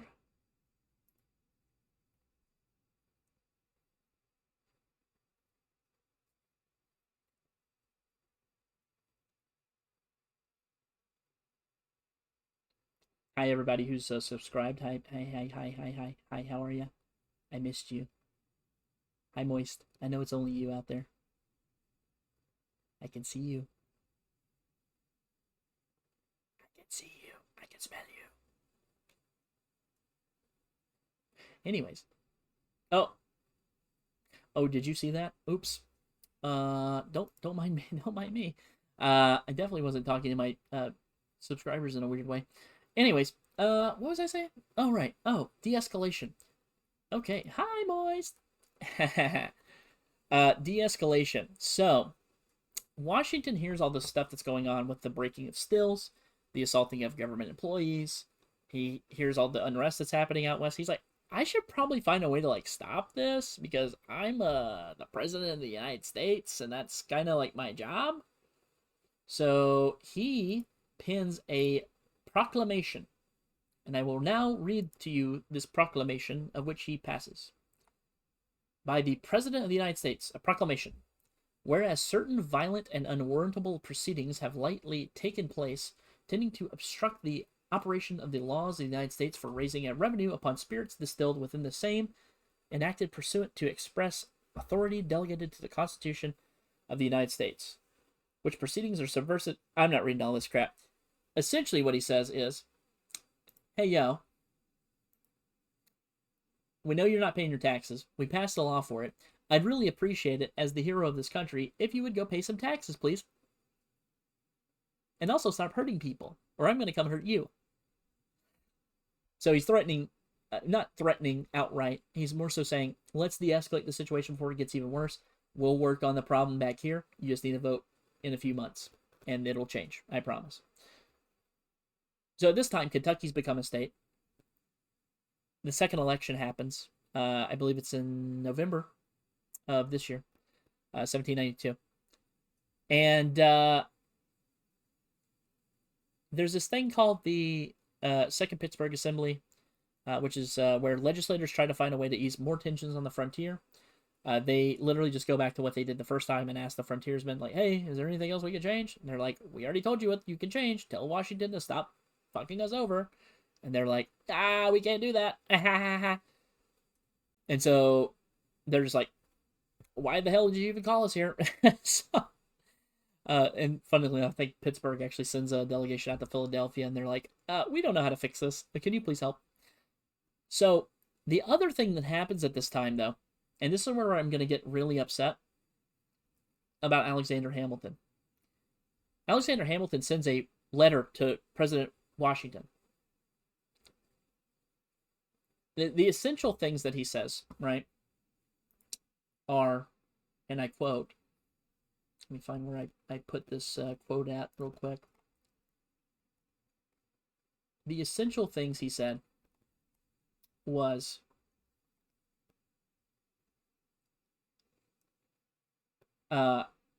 I want the federal government to go in and actually like start exercising the law, and if people have a problem with it, we're going to put our foot down on them, essentially. That's how that worked.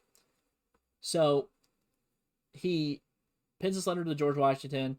The gist of the letter is he's essentially informing the government about like continued violent resistance in the area because of the excise tax, which he passed, or which he wrote, and it's specifically in western Pennsylvania. It's not so much anywhere else. It's just that one area. He sent a supervisor out to investigate and gather evidence and encourage compliance with the law, with law enforcement and everyone, specifically for Allegheny County, which is I think the farthest western county for Pennsylvania. And he suggests prosecuting offenders and, if necessary, using force to enforce the law, which means he wants to send out the federal army to go essentially crush a group of townspeople because they're not paying a tax that he implemented. This is where Hamilton is viewed very poorly, in my estimation, by a lot of people. He has this tendency to overstep every time he wants government in something. He purposefully goes out of his way to make it the most violent and the most ramped. He continuously, throughout this entire thing, I don't have any more examples up here, but I've read other ones, because I just didn't have time to like put everything that he said in this. It's also not really, it's important, but it's not, because we're going over cursory knowledge. Hamilton continuously ramps up and says to Washington every time there's a new update from Pennsylvania, he goes, we should send in the army and kill these guys. We should go send the army and just crush these hicks out there. We should just steal all their stuff. We should take all their money and all their stuff and their rights, and we should just take it from them because they're not following the law that I passed. That's why we should take it from them, because I'm smarter than them. And Hamilton has this recurringly throughout his entire political career, as I've said about 500 times now. But Washington wants to make the middle ground, right? So he sends out the proclamation. He goes, okay, number one, we are not going to crush these people. These are veterans who served underneath me during World War II, during the Revolutionary War. I know some of these people. They're good people. They're getting taxed ridiculously heavy, which I can't solve because I'm the head of the executive branch. That's a legislative branch problem. So, what are we going to do about this? Hamilton just throws up his hands. He's like, oh, you don't want to follow the law. I don't care anymore. And he storms out and he gets all huffy. And Washington goes, okay, I'm just going to do this. If you don't pay the tax, I'm not going to really do anything about it. But if you start hurting people, I'm going to come in and mess you up. Hi, Jack. My name's not Jack. My name's Max. Thank you very much, Eagle. Hi. Welcome in. So how did Washington and Hamilton differ? Well, Hamilton's very much pro-action. He's pro-government action on these people. Washington is more so wanting to calm the jets a little bit, right? He wants to simmer down tensions. He wants to find a middle-of-the-road solution, which is par for the course for Washington. for his entire career. And you can really learn a lot about people through how they act in times of crisis, especially like this. And I tell you what, Washington comes through huge. This is actually, fun fact, this is from the original proclamation. I think this is one of the copies that was handed out to people. This is from 1792. September 15th, 1792 is when this was made. It's a reduced facsimile of lot number 253. So it's not the actual original, but it's a copy of the original. All right, so next. So after all this happens, sorry, just woke up. What's the topic right now? We are covering the Whiskey Rebellion. So far, we had Alexander Hamilton sent a tax out to a bunch of local yokels out in Appalachia and said, you have to pay a lot of taxes for your whiskey stills. And they said, well, boy, I'll tell you what, time to go moonshining. That actually did happen. That's canon. Oh, no, history? Oh, no. History on a history channel? What? No. Who the, what the?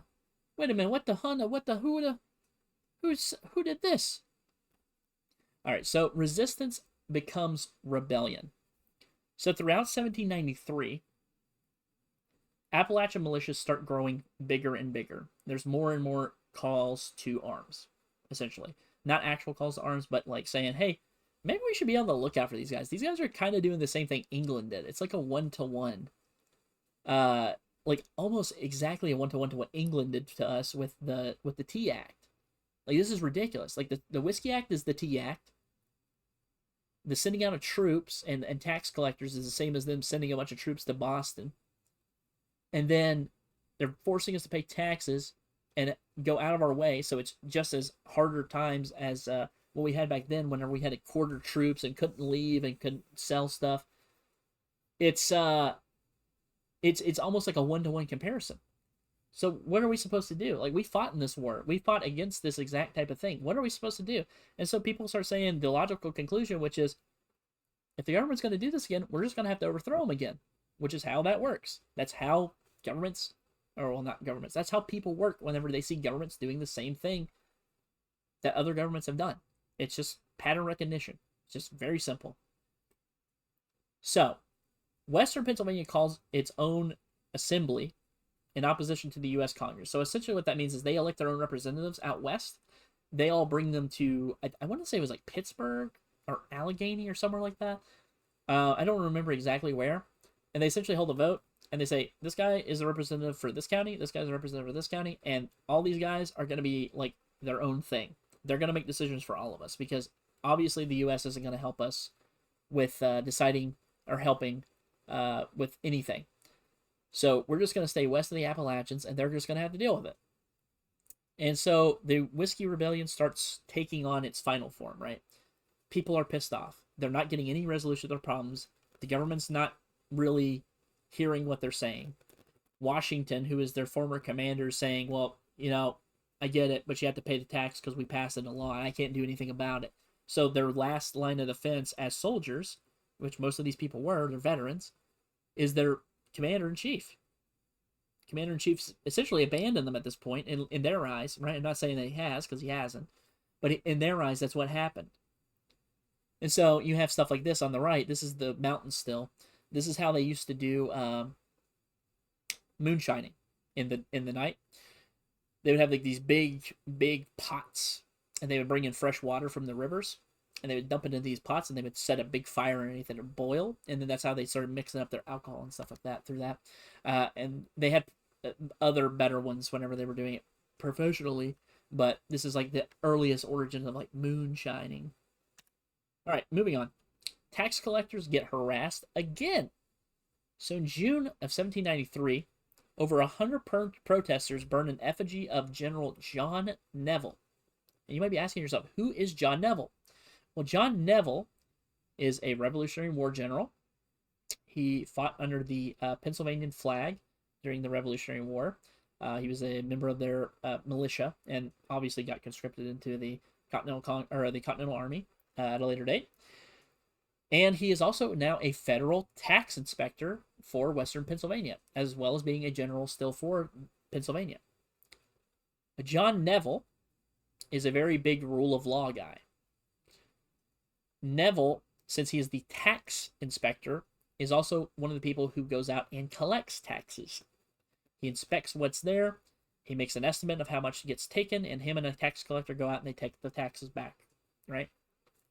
Or they count them.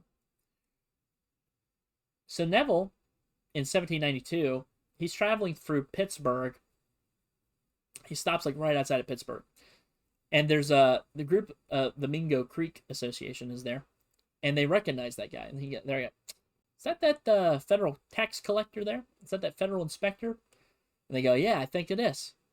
Nah, come with me. They go up to the bar owner, and they essentially, or the lodge owner, and they're essentially like, we're gonna burn your bar down if you let him stay here. So you got two choices: you either let him stay here and the entire place burns out, or you kick him out. All right, have fun. And they walk off, and then he gets kicked out. And so he always had like a grudge after that with the Mingo Creek Association, the Whiskey Boys, these like militia organizations, and it really starts to play big into the story later on. And we're about to touch on that here in just a second. So, on November 22nd, 1793,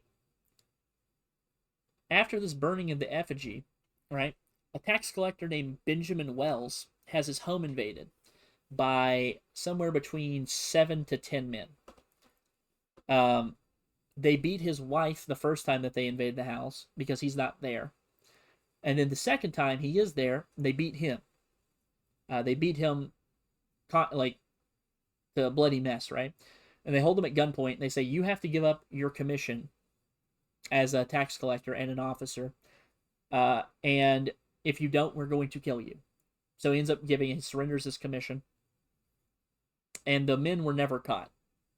And this becomes a recurring theme with people doing crimes like this and then never being caught for it, because there's no way, because people are protecting them because the taxes are pissing them off, and they're doing it to federal people. Federal people can just go tell them, hey, get rid of the taxes. But it's not fair to the federal employees, right? So it starts making the federal employees in the area very angry at them, too. And it becomes this very, very brutal, and I read your thing and I had to say it, I'm sorry.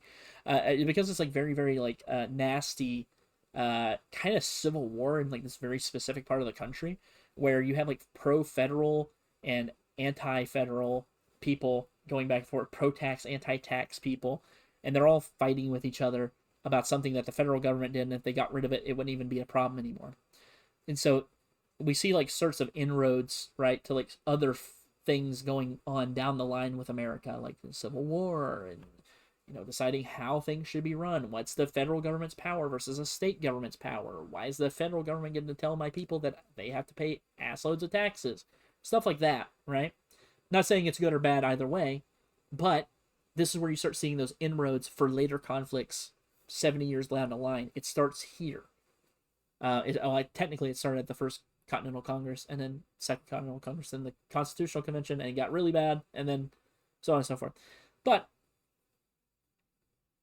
tarring and feathering continuously happened throughout this time. From 1791, when we heard about the first one in this area, to 1793 and 4, constant, like weekly tarring and featherings of like different people. Tax collectors, federal employees. If they saw soldiers sometimes alone, they would grab them and do it too. And it becomes really, really nasty, all around just heinous acts by these people. And so the whiskey onto the fire incident happens here. Well, you might be asking yourself, so what ends up happening, Max? I don't get. Well, let me tell you. In May of 1794, 60 distillers who had not been paying their taxes, tarring and feathering. That's where you pour. I've said this about 550 times now because everyone keeps asking the same question. Tar is a melted pitch, which is like this black goo that you put on your top of your roof at this time. And they have a big vat of it, and they heat it up till it's boiling, and then they pour it on a person, and then they dump feathers all over them. And I've said this 100 times again. I don't know what the actual meaning behind it is, but I think it has something to do with cowardice, because it looks like a chicken. I don't know. Don't quote me on that. But that's what tarring and feathering is. It leaves very bad burns, very bad scars, sometimes kills people because of the shock. It's horrible. So, anyways, getting back to it. 60 of these distillers had not been paying their taxes the entire time. All 3 years, they did not pay any of the taxes. So, they're issued federal subpoenas. A federal subpoena means you have to appear in a court, federal court, right? You have to come. And if not, you're going to get arrested. So on June 5th, 1794, there's a law passed that then allows for local prosecution of excise trials. Excise trials specifically are trials where you do not pay excise taxes. So essentially what they're saying is if you live in Erie, Pennsylvania, right? And you're a distiller in Erie, Pennsylvania, and you haven't paid your excise tax. And normally it would be you have to go all the way back out to Pittsburgh or Philadelphia to go get tried for this. They essentially pass a law in Congress that says, nah, excise taxes are too important. You have to get tried right there in your own town or the town over, whichever one's bigger. And so they use that as a way to finally start hitting these people where it hurts, which is in their wallets. And it makes these people furious. It makes them so mad, which understandably so. I haven't been paying taxes for 4 years on this distillery stuff, and I've had to listen to you guys hoot and holler and whine and complain about it. And now you're coming over here trying to arrest me because I don't want to pay a tax that I disagree with. Like, where are we drawing the line at here, is what they're asking themselves. Well, I'll tell you where they draw the line. U.S. Marshal David Lennox arrives in Western Pennsylvania soon after. He is supposed to be there to serve writs to distillers. It's the same distillers, but he did not know that the law had passed about the local prosecution for excise tax. Or local prosecution for excise trials, rather. So he delivers all these writs to these different people. He gets General Neville involved. So General Neville's been in the area for a long time. He's from Pennsylvania. He's obviously a Pennsylvania general. He knows the backwoods. He knows all these areas. So he starts guiding Lennox around to serve all these writs to people, which essentially means they're going to court later in the week because they just have to walk to the courthouse in their county. That doesn't sit right with people. So on the 15th, Neville's acting as his guide. 16th happens, and a group of Mingo Creek militiamen surround General Neville's home. And this is where the first and only battle of the Whiskey Rebellion happens. This is called the Battle of Bower Hill. So, the Mingo Creek militia demand that the marshal is surrendered to them. So Marshal Lennox. They say, if you do not give him up, we are going to shoot everyone in the house. And this is, by the way, Bower Hill is John Neville's mansion that he lives in out in the countryside. So what ends up happening? Top of the morning to you, teacher. Oh, new follower. Hello, Ix. Hi. Welcome in. You are just in time for the Battle of Bower Hill. So what ends up happening is Neville, essentially these guys are like, give up the marshal. Neville goes, I think I have a better idea. And he just pulls out a pistol and shoots this guy in the chest. The guy's name's Oliver Miller. No audio, but have a good stream. Okay, bye-bye. Can you see that? Okay. Well, you don't need audio. Wait, I can talk. Bye, Ix. Bye.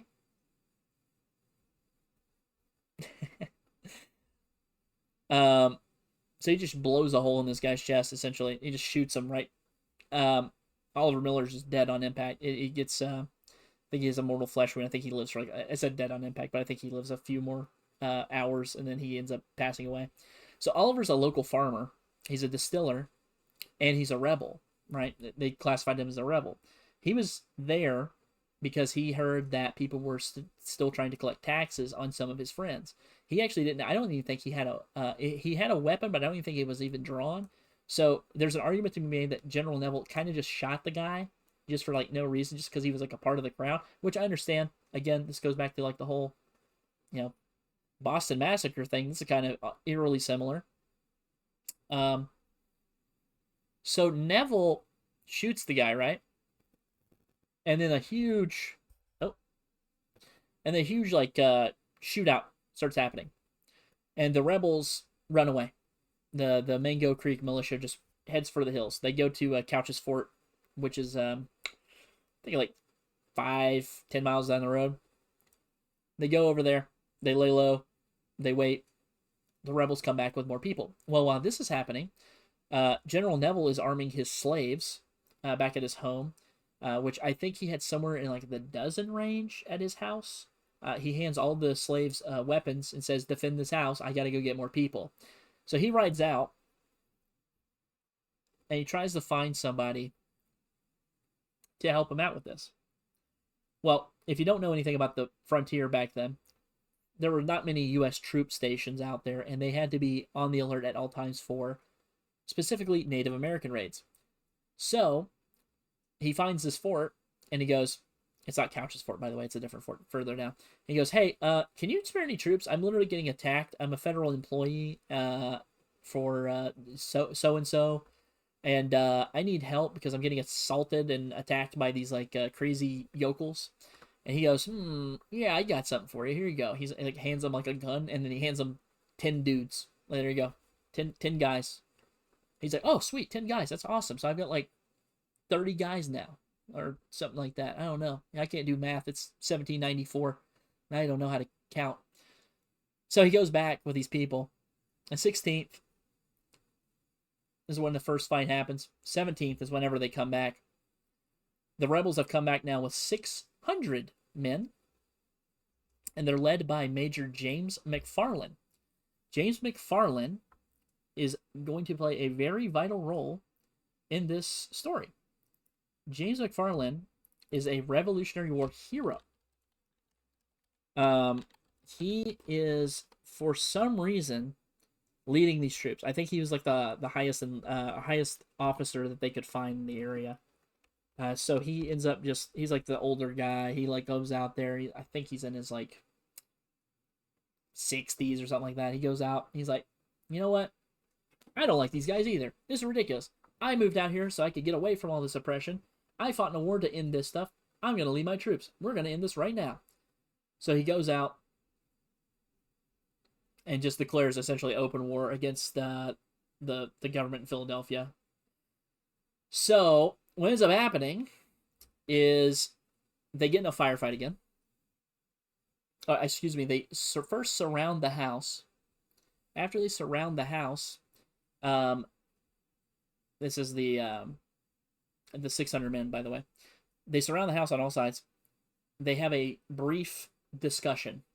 And the discussion is, look, you guys are outnumbered. We don't care. You're federal employees trying to steal our money and our land, and both of those are more important and valuable to me than your lives.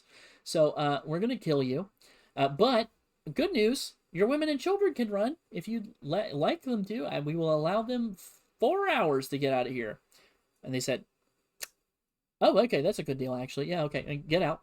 So they send all the women and children out. They run for the hills, obviously. And then an intense firefight happens. Somewhere in the midst of this battle, and it's sort of unclear whenever I was researching it, because some sources say that McFarland had a weapon drawn and was pretending to surrender or call a ceasefire. Others say that he had the ceasefire thing in his hand and he was walking towards them and they just shot him point blank. Some people say it was people from behind him. I don't know. But what we do know is that Major James McFarland, a Revolutionary War hero, dies. He gets killed somehow. That's 2 now local people who are dead. These are both Civil War, not Civil War, sorry, I keep saying Civil War, Revolutionary War heroes. Oliver Miller is just a local good guy, and James McFarland is a Revolutionary War hero. You have just killed both of them, or at least perceived to have killed both of them. And he is the leader of these forces of, unscripted militiamen. How they didn't die to this day is like very strange to me. I think Neville his son, I think his name's Presley Neville, gets captured as a prisoner. So along with Lennox and a guy named Kirkpatrick who came with them as well. And I think Kirkpatrick is like one of their slaves. But the number of casualties at this place is actually unclear. We don't really know. McFarland and 2 other militiamen were killed. One U.S. soldier might have died from wounds received during the fight. And then the rest of the soldiers got sent away. But Neville himself escapes without being killed. So I can't remember if he stayed back at the fort or if he actually killed the guy. I can't remember. But anyways, long story short, this McFarland guy is actually a big deal. And the reason why he's a big deal is because he fought alongside most of these guys. If you don't know this, most of the land that people were given during that land giving out stuff that we were talking about earlier, it was given out to people in the same unit.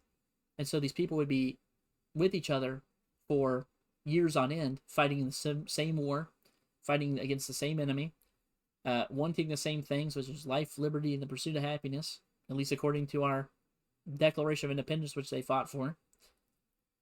And then they've now seen one of their generals turn into the thing that they despised the most. They've seen their brothers in arms get killed. They've seen their families get taxed out the wazoo. And now one of their heroes, one of their guys who led them in battle for so long, is dead, killed by another general, or killed by the forces of the United States rather. And it turns really, really ugly for the U.S. actually. McFarland is given like a full hero's funeral on July 18th, and a lot of the rebels call it a murder. It radicalized the countryside hugely. And we remember that assembly we were talking about, how each county had their own vote. Well, oh shit. Oh no. Wait, I'll have to wait for the thingy. I have to wait for the thingy. I'm sorry. I have to wait for the ad, guys. My bad. I'm so sorry. Anyways. Tell me when the ad breaks over, question mark, if anyone's here that has the ads. If not, it's okay. Ooh. We're waiting. Give me a high five. Am I right? Haha.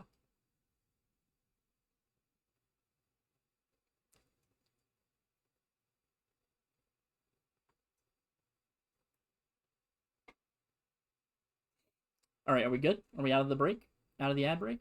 Did you even get an ad? That's weird. Oh, Wait, did you get a sub? No, you did not have a sub. That's odd. I don't know. I think my thing's like messed up. Lately, I've been noticing that people say that they have like ads going on, and I don't see any ads going on. So I'm curious as if that's like a recurring problem or if it's a me problem. But anyways, okay. So let's finish up this PowerPoint. We're almost done. Then we can go to bed. Okay. So McFarland's death, as I said, sparked a lot of outrage throughout the entirety of Appalachia, specifically Western Pennsylvania. In late July of 1794, about 7,000 protesters, rebels, depends on how you're really looking at them, if they were armed or not, I think depends, end up gathering at a place called Braddock's Field and start marching towards Pittsburgh, which is the closest large city near them. And they just wanted to finally just end the collection of excise tax. So they were just going to go and essentially hold a gun to the government's head and say, we're not paying this tax anymore. So the entirety of the crowd is like poor people who didn't have land or didn't have whiskey stills. But the actual anger over the thought of, if this happened to me, I would be even poorer than I am now.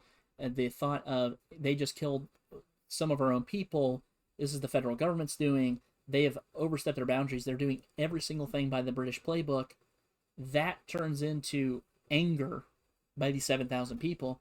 And the protesters stop at Pittsburgh.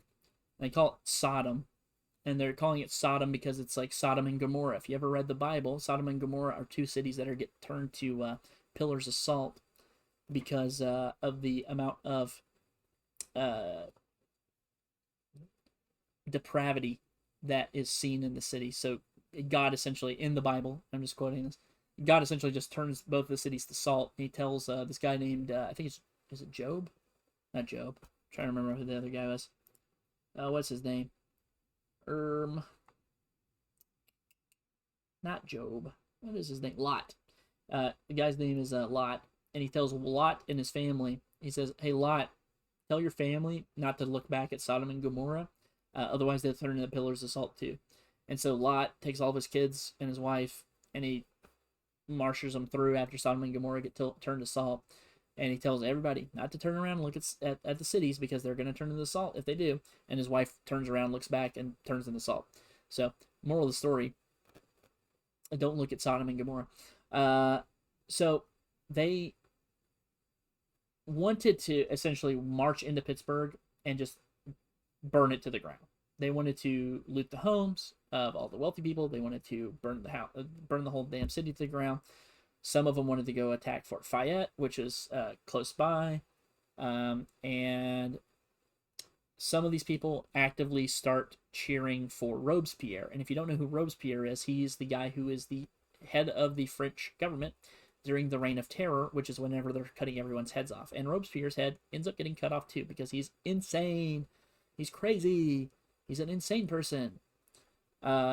Which shows how kind of heated these people are.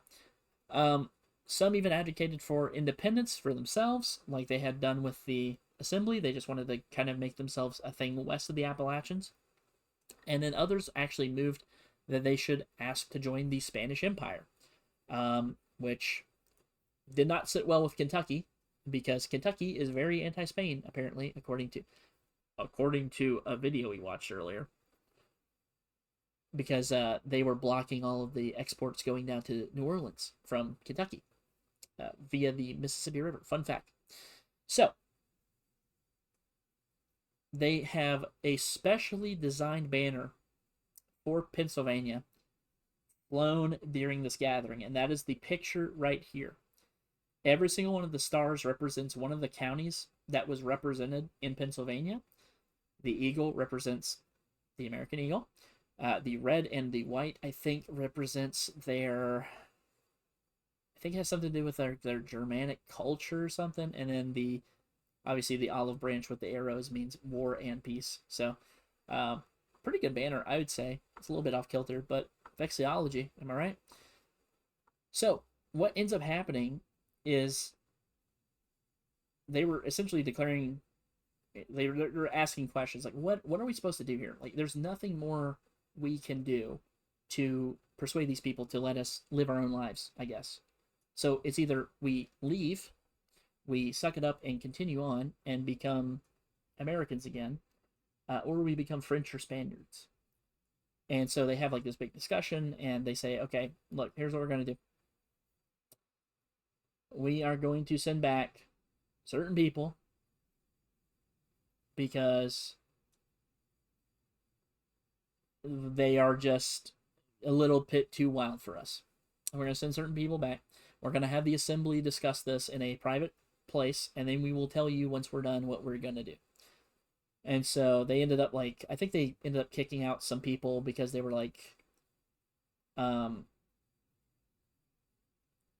I forget, they were saying that the rebels were crazy and stuff, and they were sending out letters about it. It was weird. It's a weird thing. But anyways, moving on. The Whiskey Point meeting. So on August 14th, 1792, 226 rebels met at Parkinson's Ferry, which is now called Whiskey Point. It's the same place. It's synonymous. And they essentially just meet to decide what's the fate of this rebellion going to be. Are we continuing it? Are we going one of these ways, or are we just going to make peace with the U.S. and have a fair discussion with the president? Well, Parkinson's Ferry Convention has, like I said, all these different counties, and it comes down to a county called Gallatin. Gallatin is got representatives that want peace because they are just really good talkers for some reason. They speak very well, and they end up. Albert Gallatin is like the head of it, but he's got some other people with him. He ends up turning these people's minds around, and they end up deciding we're not going to keep going. We're just going to talk to the peace negotiators that are coming from Washington's Philadelphia office, and we're just going to end it there because we want this to end peacefully. We don't want it to be the end of the nation that we fought so long for. So, which is a very noble thing, especially when you're getting taxed out the wazoo and all this shit's bad for you, right? Like it's a very noble thing to think about and like do at the end of the day. It's also kind of maybe not selfish. I guess it depends on how you look at it, right? He wants to he essentially wants to end the war to save the country because he knows that having another war is going to make the country even weaker. So, it becomes interesting. So, what happens after this? Well, all these different people start breaking up and they go back home. And Washington starts learning about this rebellion. And he starts in right away. He gets active immediately. So he gets confronted about this. And he's very cautious about it because he doesn't want to just destroy these guys because, again, they're fellow veterans. There's some form of camaraderie there. Even if they're an enlisted soldier versus him being a general, doesn't matter. He also didn't want to alienate the public from him because if you start killing a bunch of veterans or a bunch of people out west because they're not paying taxes, that is a bad look on you, and it looks very authoritarian by comparison to other people. So he actually ends up asking his cabinet, hey, what should we do with this? What are your opinions? And so the cabinet actually recommended that they use force. Everyone except for Edmund Randolph, who is, I wish I could have talked about him in this. Edmund Randolph, throughout this entire thing, is like the opposite of Alexander Hamilton, whereas Hamilton's always stumping for force. Edmund Randolph is always going for reconciliation and peace. He was actually the one who urged Washington to send out that proclamation in 1792 to tell them to chill out or stuff's going to happen. And so he ends up kind of doing both. So he sends out peace negotiators, and he also raises an army to go fight the militia. So obviously they meet the one group, which is the sizable group with all the people, which is what Gallatin had. And those people with Gallatin all say, hey, we're here for peace. We don't want to have any issues with you guys. And they're going, sure, sounds good, cool. And then, as that's happening, and as Washington's gathering up his forces, this dickhead Alexander Hamilton does the biggest scumbag fucking move of all time. He ends up going and writing an essay under the pseudonym of Tully, and he goes to a Philadelphia newspaper, and he denounces mob violence in the West, in Western Pennsylvania, and he advocates for military action. We got to put these animals down, and this, that, and the other, and these people are gross, and it's like, okay, we see where your cards are lying. Jesus Christ, dude, you need to chill the hell out. So I'm trying to remember what the actual quote was that I read that was so over the top crazy. Let me see if I can find it real quick. I think I saved it somewhere here. Maybe I didn't. Anyways, regardless, it's if you read the actual essays, they're actually kind of crazy sounding. The way he just wants to eliminate an entire group of people because they don't listen to him. But again, that's how Alexander Hamilton works. So, going after that, the entire rebellion ends up falling apart, right? But there is one group left. There's one small group of about, I think it was somewhere between 400 and 500 people, and they end up seeing Washington coming into the state. He's riding right up to them. They all throw them their arms and like run into the forest and flee. And then the Whiskey Rebellion is never seen again. That is the end of the Whiskey Rebellion as we know it. So, conclusion. The Whiskey Rebellion ends about as quickly as it starts. 2 rebels are arrested and charged with treason. And these 2 are swiftly pardoned by Washington as a way to reconcile with the people out west. They end up repealing the Bsky Act, and I think they replace it with some form of another tax that is not regressive. And then Alexander Hamilton continues to go on a downward spiral for the rest of his life until he gets shot by Aaron Burr. Rest in peace, Bozo. And I just wanted to reiterate this. This sets a precedent for later incidences within the U.S. and how the U.S. handles it. Specifically, the Civil War is like the best example. If this had not happened, the U.S. really wouldn't have known how to handle inside insurrections and stuff like that. So you could be looking at an entire different landscape compared to today if this rebellion and Shays' Rebellion didn't happen. Because Shays' Rebellion happens under Articles of Confederation. This one happens under the Constitution. Tests us very when we're very young. When we're starting to get old is when the Civil War tests us. But we use lessons from Shay and the Whiskey Rebellion as to how do we combat this stuff. But again, some things we did that were quite questionable in terms of strategy versus the Confederates, and there's others that are very good that we did against the Confederates. I mean, obviously, the Union won the war, right? So, just interesting little tidbit of information. Let me go on to my last one. By the way, this is the Whiskey Rebellion. This is a version of the flag that is on a giant moonshine mug. This is what they used to bottle like old. This is what they used to bottle like old. What do you call it? Spirits in. So, I just thought this was kind of interesting how they made this, and it has Alexander Hamilton on one side, William Finley on one. Western Pennsylvania, Allegheny Fayette, Washington, Westmoreland, James Miller House, and then it has Hugh Henry and Brackenridge, which are 2 of the people who were at that assembly. So, in the end, my sources report on public credit, 1790, the Whiskey Rebellion, Frontier Epilogue to the American Revolution by Thomas P. Slaughter, the Whiskey Rebellion by William Hogeland, primary documents from the Library of Congress on the Whiskey Rebellion, U.S. Constitution, Articles of Confederation, National Archives, the Whiskey Rebellion, George Washington's Proclamation on the Whiskey Rebellion, September 1792.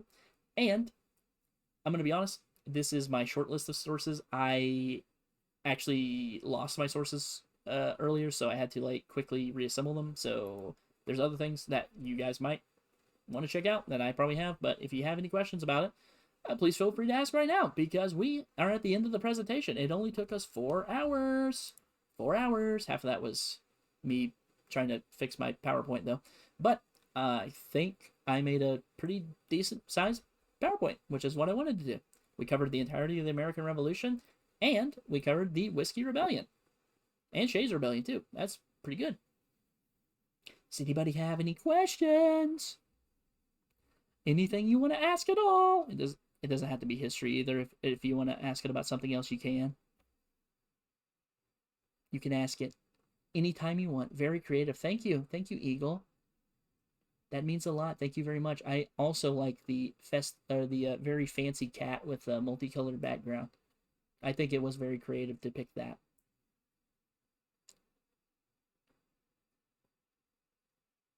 Any questions? Questions? Anybody? Going once.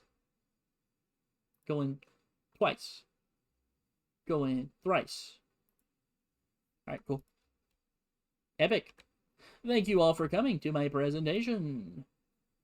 Make sure I save my document so that I can look at it later. Okay, let me pop back up into gamer mode. Alright. Wait. No, I have to keep this on. I forgot. Whoops. Anyways, hey everybody, how's it going? Did we enjoy the stream? Did we like it? Did we hate it? What are we thinking? What are we thinking? I'm curious as to your thoughts. Also, I'm gonna switch over to just chatting. Whoop. We're getting out of the classroom, going up to the chalkboard, back where we belong. Back at the front of the class with my emergency dial 357.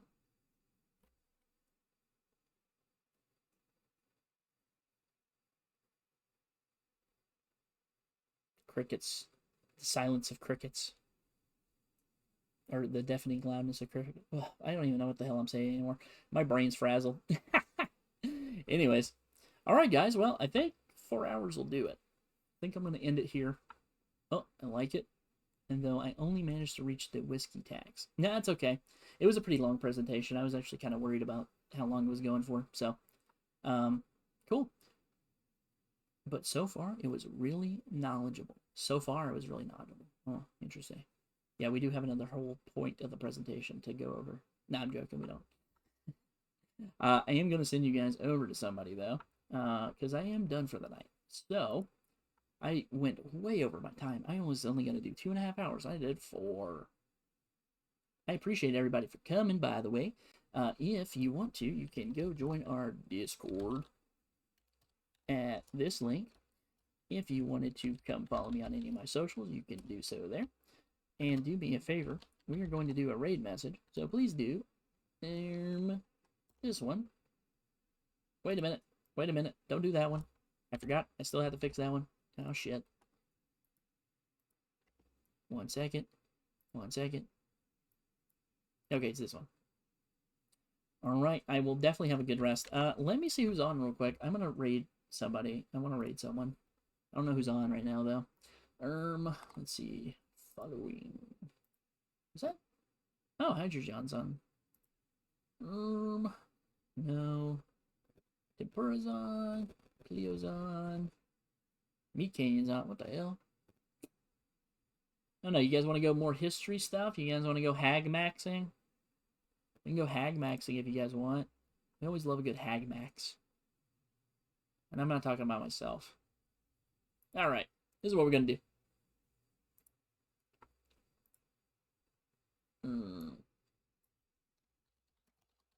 We're going to do this. And then we're going to go send you guys over to Cleo. So please, if you don't mind, just spamming that raid message. It means a lot to me. I appreciate everybody for showing up. Thank you to all of the followers. I appreciate Ix. And I don't even have my list up. Where's my list? I appreciate it. Ix and Lub Ali Ghostly and Twins Play Egg. Thank you very much for following. And thank you to Dynamic for resubscribing for 2 months. You're my oldest subscriber. OMG.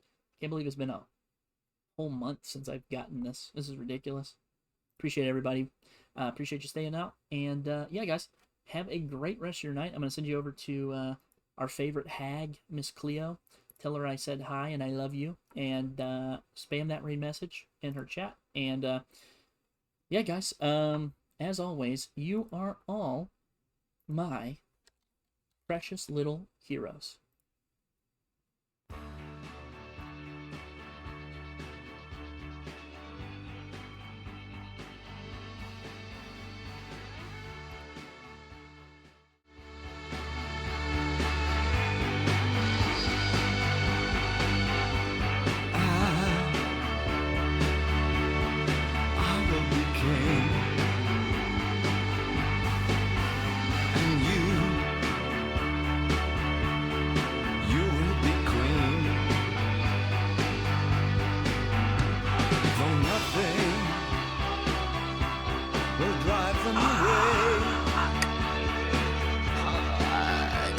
Losing all that water weight, it's not water, it's my guts.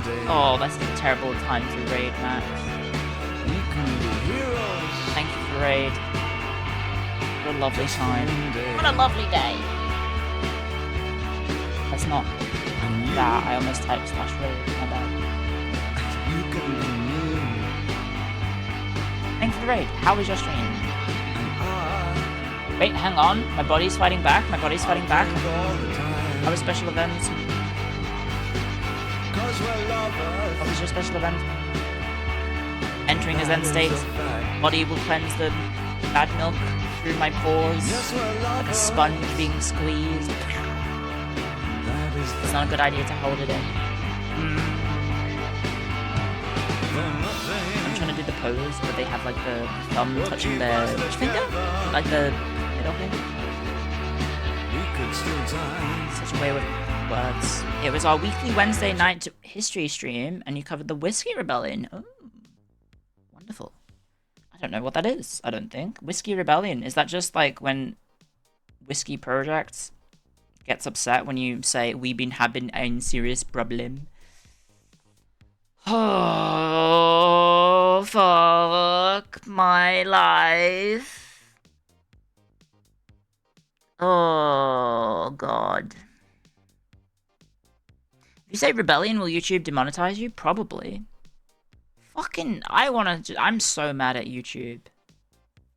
The first major crisis after the US Constitution. Oh.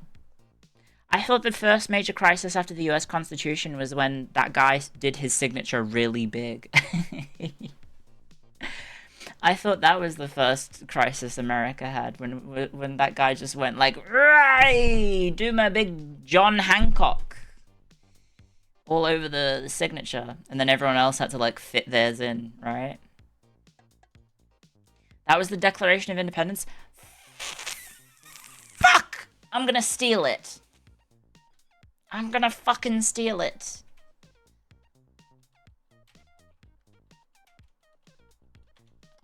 Steal that fucking signature. His large flamboyant signature. It is very large. He even has like the flare underneath it. You're the top history tuber now. I think you have Alfie to fight. Alfie is pretty history tuber. Pilled.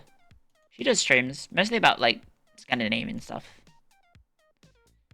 Hancock's signature on the engrossed copy of the Declaration of Independence is visibly larger than the others. It really is. He did kind of just... Like, everyone else has, like, fairly subtle ones. Actually, Lewis Morris, though, what the hell's gone on with his? He's done some colouring in. Alfide VT, I think is their full name on Twitch. Is that Alfide? Is it Alfide or Alfide VT? It's Alfide, right? I think she doesn't have VT. It's so confusing. I met her at the British Con. Alfide collab went. I've done a collab with her. I should probably do another one. But I did a collab with her in EU4, I think. And then also I met her at the Vexpo. I met her at Vexpo. Kids won't be kids forever. She was there in person, so I got to say hi to her. And she's very cute. She's very cute. And then fucking Merryweather beat me up. Didn't she graduate, or was that Jorunna? That was Jorunna. They were very different people. Jorunna is Dutch living in Japan. I think... Did she come back, or she still graduated? That was so fucked up.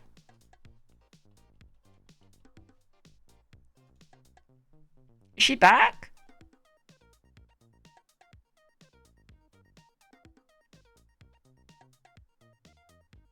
She's still tweeting.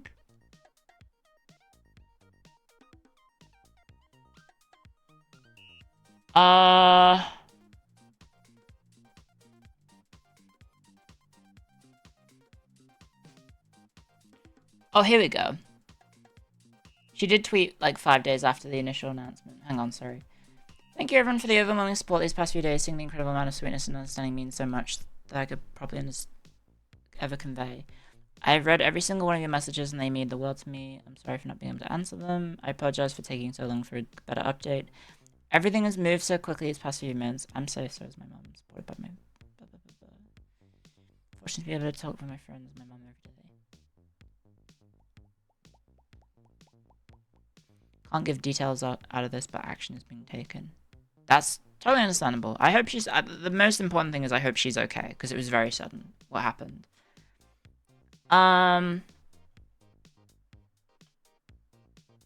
It's very, very sudden that she just, like, dipped. And everyone was very concerned. Did I say anything to her? I thought I did, but... Oh no, she didn't let you. Because she made it so no one else could reply. Yeah, I hope she comes back. I hope Joanna comes back.